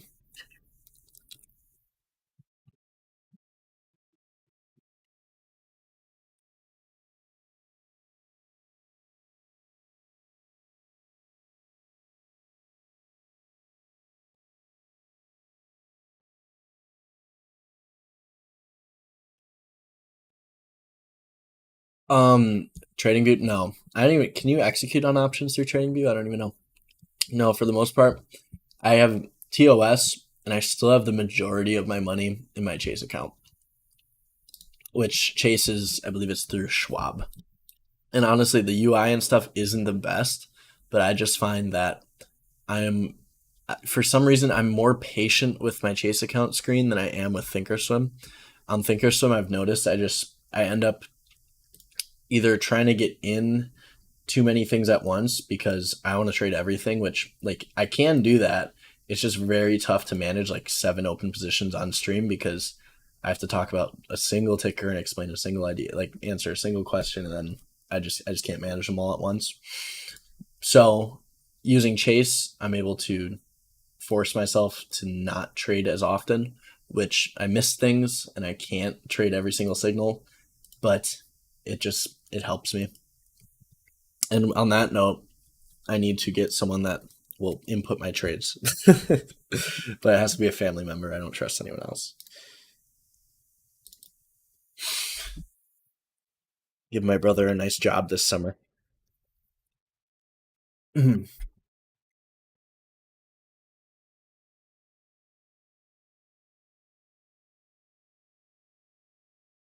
long did it take you to become profitable?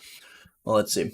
Freshman year of high school was when I first opened my first trading account. It was all crypto. So, oh God, one, two.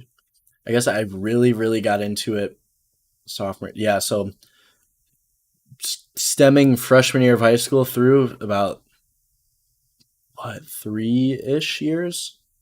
I've got to say 3.5.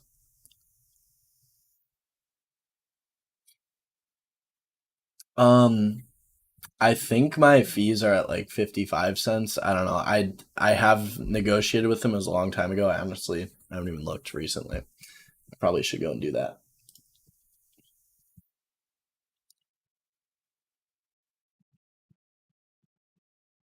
Do you trade the options of the charts or the DOM? Um, on options, I just trade whatever has a tight spread, and I look at the stock chart. I don't look at any DOM or volume profile or nothing like that. Order flow. Do I trade through an LLC? Last year I did not. This year that's something I'm still in the works of getting set up. I would prefer to be trading through an LLC because obviously those taxes are better, but I'm still swamped trying to figure out my taxes for the rest of the year, or for last year, I mean, with my accountant, because I did not keep things as organized as I should have, and it's been a huge headache. But live and learn.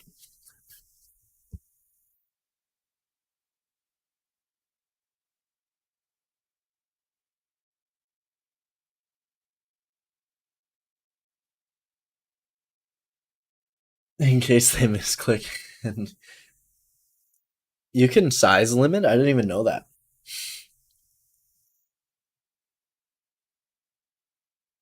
ATRs. So I don't. It depends which ATR you're talking about. If you're talking about trailing stops, yes. I haven't been using it recently just because I've been sitting on the charts, and for the most part, if your 15-minute candle doesn't reverse, your ATR on the smaller time frame also doesn't reverse, right? But the only thing I'd use them for, I don't use them for entry signals, nothing like that. Only to stay in trades longer, which you can already see. So what I do if I'm going to be using this, and again, it's more of an aid for people that are new to have a visual to see the trade work, right? But if I were to be using it, whichever time frame you're looking at, so if we're time frame continuity up or we're taking bullish trades, then just keep the bullish one on and turn the red one off. And I just use an ATR trailing stop. If you're talking about ATR levels, like what? If you're talking about these, I do not use these. Although a lot of people do, a lot of people find them very useful.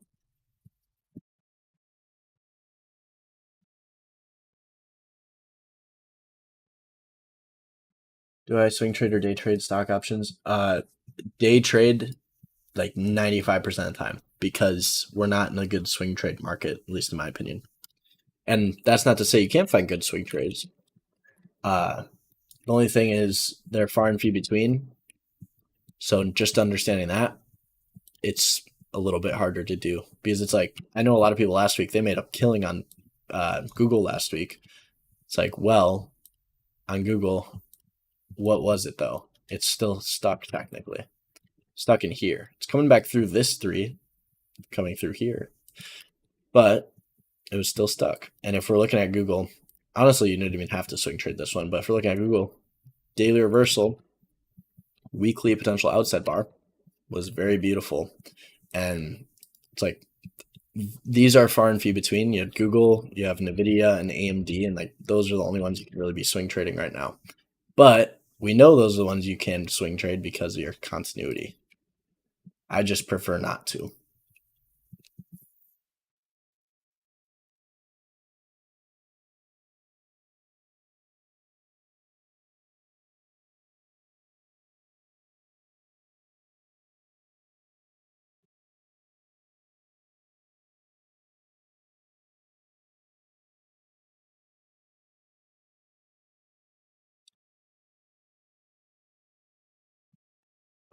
Scanning for gappers. Uh,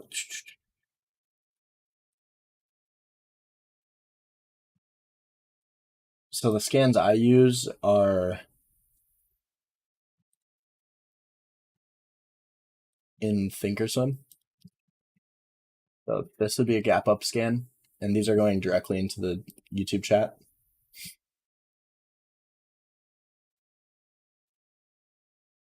This is gap down scan, the lower one, or the second one posted. Those are all I use, and there's not really too much else to it. Those are your gap scans. And the things that are gapping, like more than a couple percent, those are normally the things to look for. And then you also want to see what news do they have. Normally, upgrades are going to be important. What's the word? Upgrades, earnings, CEO changes, splits, offerings, whatever it is.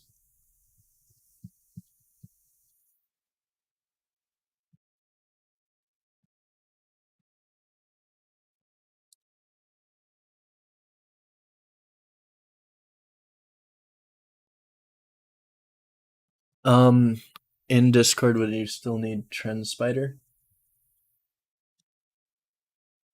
So a good trading platform. As far as trading goes, if you're new, Thinkorswim is really daunting, but if you can start with it sooner, that's better because it's one of the better platforms that are free and low commissions.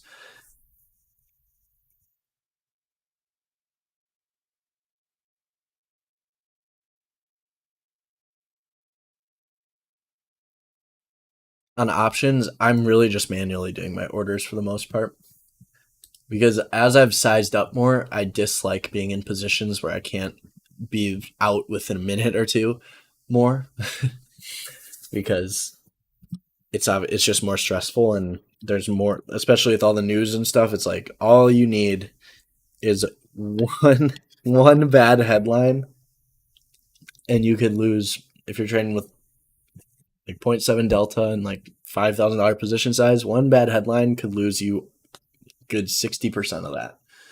So for the most part, I'm only taking trades right in front of my computer. Jill, if you're looking for discounts, there's a lot of announcements and things. What is coming very soon is our quarterly promotion, which is once a quarter, and it's the best promotion we give. It's I believe it's $50 for 2 weeks. It may be extended, but I wouldn't take my word on that. I'm not 100% sure. We haven't decided the exact dates, and those things will be announced when they are ready. But I'd plan for the beginning of next month.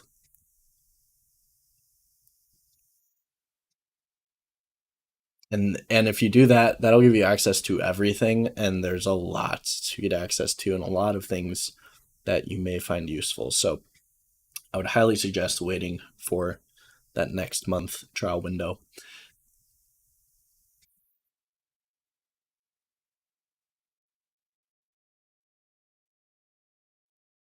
Wrong rogue tweet and it's gone. That's my favorite South Park clip ever. So hypothetically, let's say a daily 2 up, 2 down triggers. I usually go to 15 to find an entry.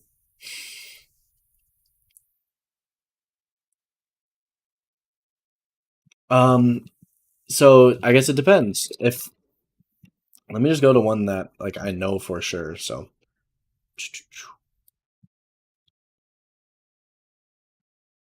mm, let's go Amazon. This is one we traded last week. and I'm technically speaking, it wasn't a reversal. It was just a continuation, but just treat this as if it was a reversal. So this is your daily trigger. You can see the 15er. They test it. No signals or anything. But what do we wait for? CTO. They take out one of those lows, come back through. 3-2 actionable signal. So you're asking, can I use the 15er to enter? It's like, yep. 15er 3-2, take it, right? Or what do you have? 15er 2-2 reversal into the trigger. It goes. Entry does not get revisited. They hold above previous day high and close above it. All of that points up, right? As long as this doesn't get taken out, which would be your stop. Once this candle closes nice and bullish. Now, 15 or 3-2, yes, take it. Where is your invalidation? Or what would kick me out of that trade? It's like, well, if we're looking at it, this was our target, so it was actually slightly higher than that.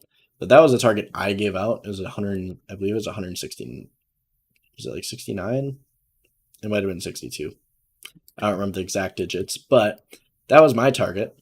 So as long as the hourly doesn't reverse, once we hit that, then we're good. If the hourly reverses before hitting that, then I'm out. And the reason being is because when you're trading daily range, a trend on like a 5-minute time frame or even a 1-minute time frame is just 2 ups on the hour, right?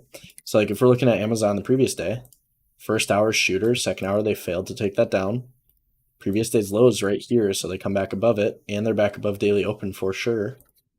So what do you get? Hourly hammer trigger. Technically retests it, yeah, so potentially would have stopped you out, but does the hourly reverse? 2 down, 2 up reversal. 2 doesn't take out the low. 2 doesn't take out the low. Inside bar, compound inside bar, because this inside bar and down, it only goes 2 down if it takes out this candle's low. So these turn into compound inside bar. And then you get what? 2 up, which was what? That daily trigger, right? And then what? 2 up, 2 up. Target hit, shooter reversal. Doesn't go instantly because they didn't want to sell it yet. You can see they just kind of sat here.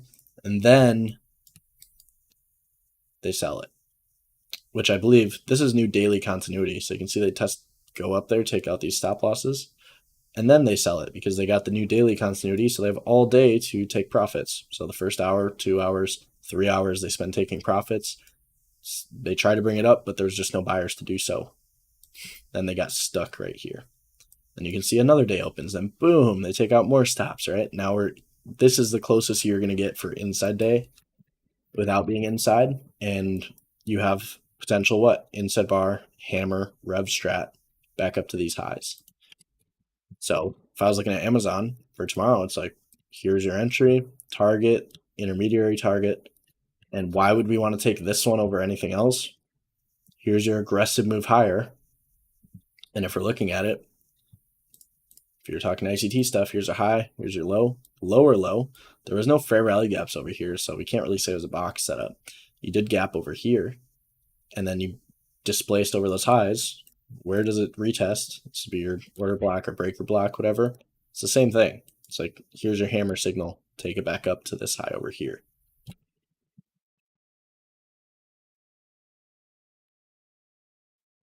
Hacking Life, oh my god, I've not seen you in so long. You need to get into the Discord, into the free chat. The free chat is popping in the stat Discord. I've not seen you in forever. So when trading indices on a ICT, blah, blah, blah, do you prefer index options over futures contracts? No. You're trading indexes, trade the future directly. Do not trade the futures options or index options. Once you get good at trading futures and you have a high win rate and you enter, you can manage your stops, you don't have big drawdowns, your trades hit target, etc., then for sure you can go into SPX options and you can risk less and make more, which is like totally. You just have to be good at it. There's very few people I've seen that have gotten good at it. And one of the best 0DTE like SPX traders I know is in our futures chat, and he's in there pretty much all day. Like that's very, very few people get very good at that though.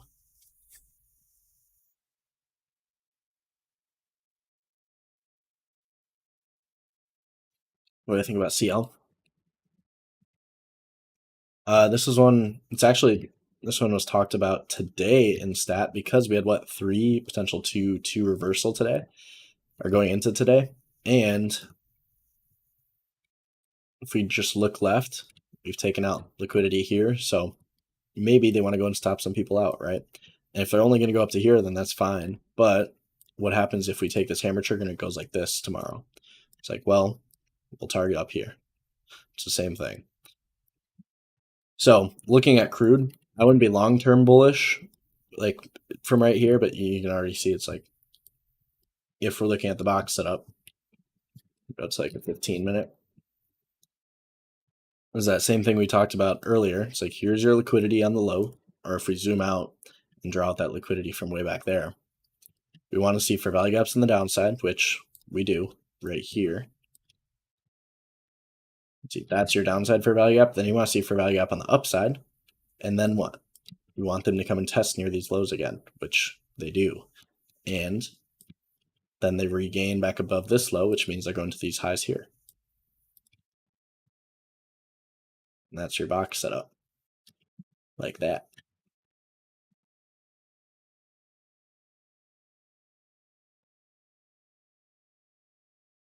Win rate? I have no idea, to be honest. I don't really calculate it.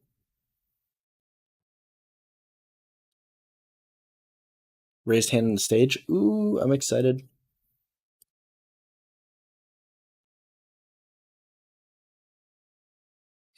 All right, Joe, I sent you an invite to speak.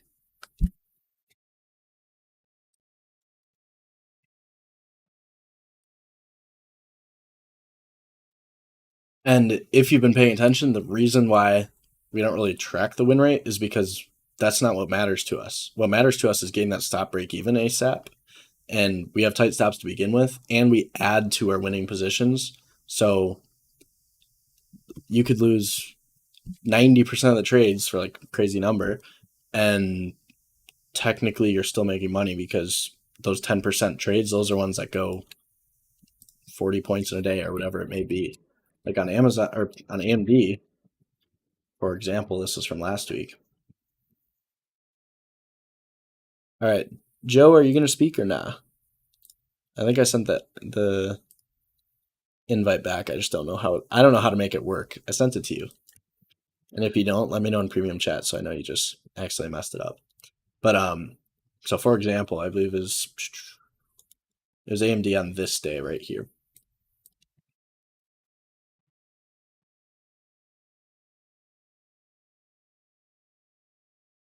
Ah, he's the other question was answered. Got it. There's a stage chat? Get out of here. Where is it?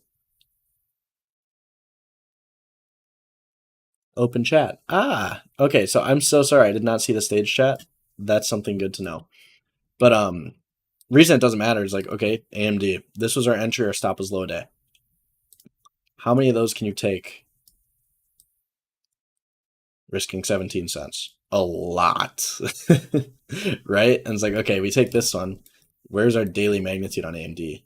We know it's up here, right? So we know it's up there. The second we see this candle go big and green, our stops go break even, so our risk's gone. And then where do we add? Same thing. We add right here. And where's our target? Same thing. It's still right up there. So by the time we get up there, I don't think we add it again. I did mention they could add on this hammer, but I didn't. I'm not going to lie to you guys. But it's like by the time we get up here, I took $1,000 position here, let's say. I don't know exactly the name. Actually, did I post about it? I don't know.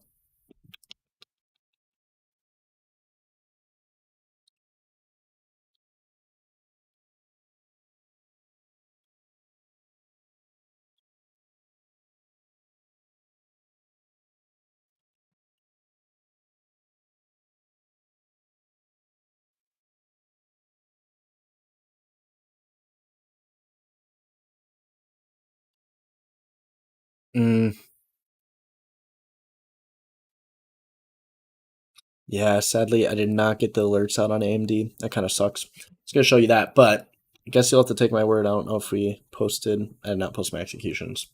That sucks. I believe I posted my gains in gains chat. I don't know if that counts. But guess you're gonna have to take my word for it, but we longed AMD with a stop at the low, and then we added right here. And by the time we get up to these highs, it's like I think I made like $4,000 and more than doubled, and we added to it. So it's like this is all house money coming higher. And the second we see this fiver into high day, it's like our stops on that go even too. So the win rate isn't specifically important to the strat, which you may not like that, and that's fine. If you don't like it that way, then you can do something else. But that's the best answer I can give you. Is it really doesn't matter that much, and you can take what you want from that. So on AMD, if I'm trading something, I believe so this was Monday. If I'm trading Monday, I'm using end of week for the most part. And on AMD, it's like the only thing you can use is end of week. When there's higher time frame magnitudes that I want to be long into and like guaranteed I want to be long into, then I will go further dated. Like this initial entry trigger off the daily, that's where I'd want to be further dated. This add, I'll go shorter dated, take it up to the target, and then if I want to add to it, given more signals too on the higher time frames, is I don't want to be adding on a 5-minute signal into like monthly contracts, right? I want to be adding on hourly signals into those, because once that hourly TTOs, it's much more likely this low does not get taken out than it is to take a fiver here and then hope it doesn't come back in later in the day. Which, as you can see, AMD first hour boom, second hour they kind of fail it. They don't really do much. And then inside hour down 2, and they're not really selling it aggressively. And then nice aggressive sell to take some liquidity, which you can see they revisited our old entry, which is where people get stopped out. It's like that's where our entry was. They got stopped out. It's just why we want to take profit at our target up there. But then once you get another entry long, it's like wherever your risk is going to be managed, that's kind of up to you. This is an hourly trigger, so my risk would have to be like here or here personally. That's like once that happens, you can add to it. And if you didn't, let's say this actionable signal, or this wasn't an actual signal, so it wasn't good enough for you, here's a 3-2 hammer actionable signal. And that works just as fine. And your first reversal against you is like right here. TOS scanner that finds potential reversals for next day. I literally just look for things that made a new low or made a new high or made both a new low and a new high. And I scan through the whole entire list every night.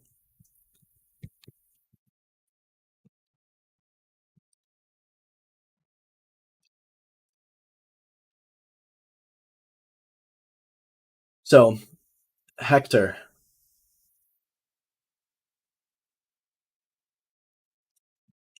if you are a new trader and you can't eat losses like if you're trading with, let's say you have $1,000 account, which a lot of new people even start with less than that, which honestly I wouldn't recommend because it just gets incredibly difficult. But let's say you're trading with $1,000 account and you're doing like $50 to $100 position sizes, which if you're trading a cash account, that means you can take 10 to 20 trades a day, right? And you need to think about it like that.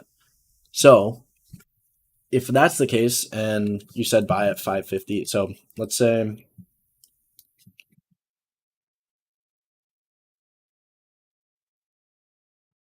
I don't know the best example. The best or the simplest and easiest, best way to do it, in my opinion, especially as a new trader, is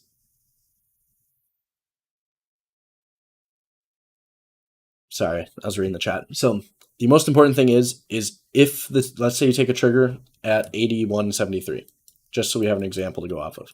If you take this trigger and this trigger goes quickly, instantly, or maybe you give your trades like 15 minutes to try and figure out what they're going to do and then go off, or whatever your rule may be. My rule is I want it to go relatively instantly. If that's my 5.5 and it goes to 6, which let's just say 6 is like 83.80, this trade's only a loser if it comes back to my entry, right? And just simply put, just think about it. By definition, this trade is only a loser if it comes back to my entry after doing all this, right? So if it doesn't do that, then you're still good. And what I mean by that is literally it's like this hammer, that's still good because it hasn't come back to it. And then it continues to the other side of the try up here. And same thing goes. Here's your 3, aggressive 3, 2 to the downside. It's like, that's still good as long as that entry's not hit. And then 2, 2, 3, TTO, inside bar, another 3, takes out previous day's lows. Another TTO, doesn't hit the entry, so it's still good. Where's the other side of the try? It's like, well, you could target down here, but you're going to have to take out this first. You're going to have to take out this first. It's like, well, new day opens, first hour, big, or first 30, big ol' hammer, second 30, they try and bring it down. Second hour opens, you can see they go instantly green, inside 30 up. It's like, once you see that after taking out these pivots, probably smart to close.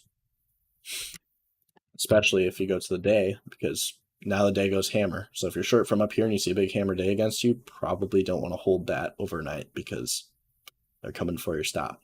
Which, if you had a stop, and this is why we don't tell you to leave your stops at the highs because they take them out. It's like your stop should be break even here. So even if you were going lower, you didn't lose any money, even though you're wrong. You didn't lose any money.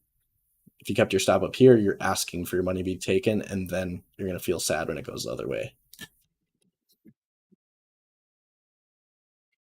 And as far as how you manage your emotions with that, the way I do it, it's like, okay, if I'm looking at this hourly time frame, these 2 bars, compound inside bar, right? 3, 2, that's my entry short. 2, 1, 2 reversal, my target's here. Second we hit that magnitude, this stop is break even for sure. And if I want to take a partial, I partial right here. So I guarantee myself profit. And I guarantee that that trade can't lose any money for sure. But if let's say I enter 10 contracts for $1 here, then they go to $1.20 here, or let's just say they go to 2 just to make it easier. It's like, okay, well, 10 contracts, they doubled 100% because this is like a Thursday or something, whatever you want to think. They go to 100% here. I want to sell at least like 2 or 3 of those because I just made $300. It's like, okay, $300 made. Break even stops right here. Why? Because I just made 300. If it comes here, I've made 300. If it goes further, I've made, let's say it goes to $4. It's like, well, 7 times 4, 2,800. From $700, it's like, that's a couple thousand, right? And you're risking nothing. You're risking whatever's left open on the position. So you can take your cake and eat it too. I don't know if that's the best way to put it. But if you can partial, move your stops break even, and understand where higher time frames are going, you can get the best of both. It's hard to do, and with new traders, you just need to make sure those stops go break even.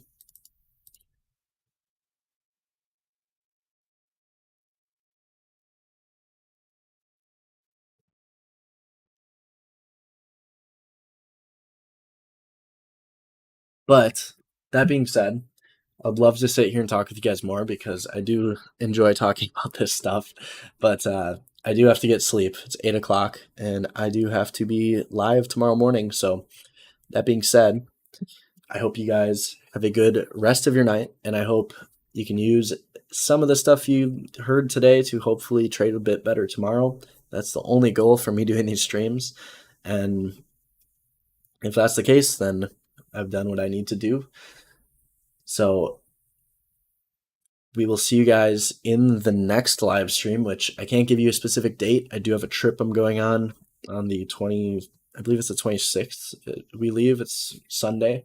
So I may go a little quiet after this weekend, but it's just because I'm on vacation. And once we're back, we are back, and we have some big announcements to make. So make sure you are subscribed. Make sure you follow Stat Trading on Twitter. And we will see you guys in the next one.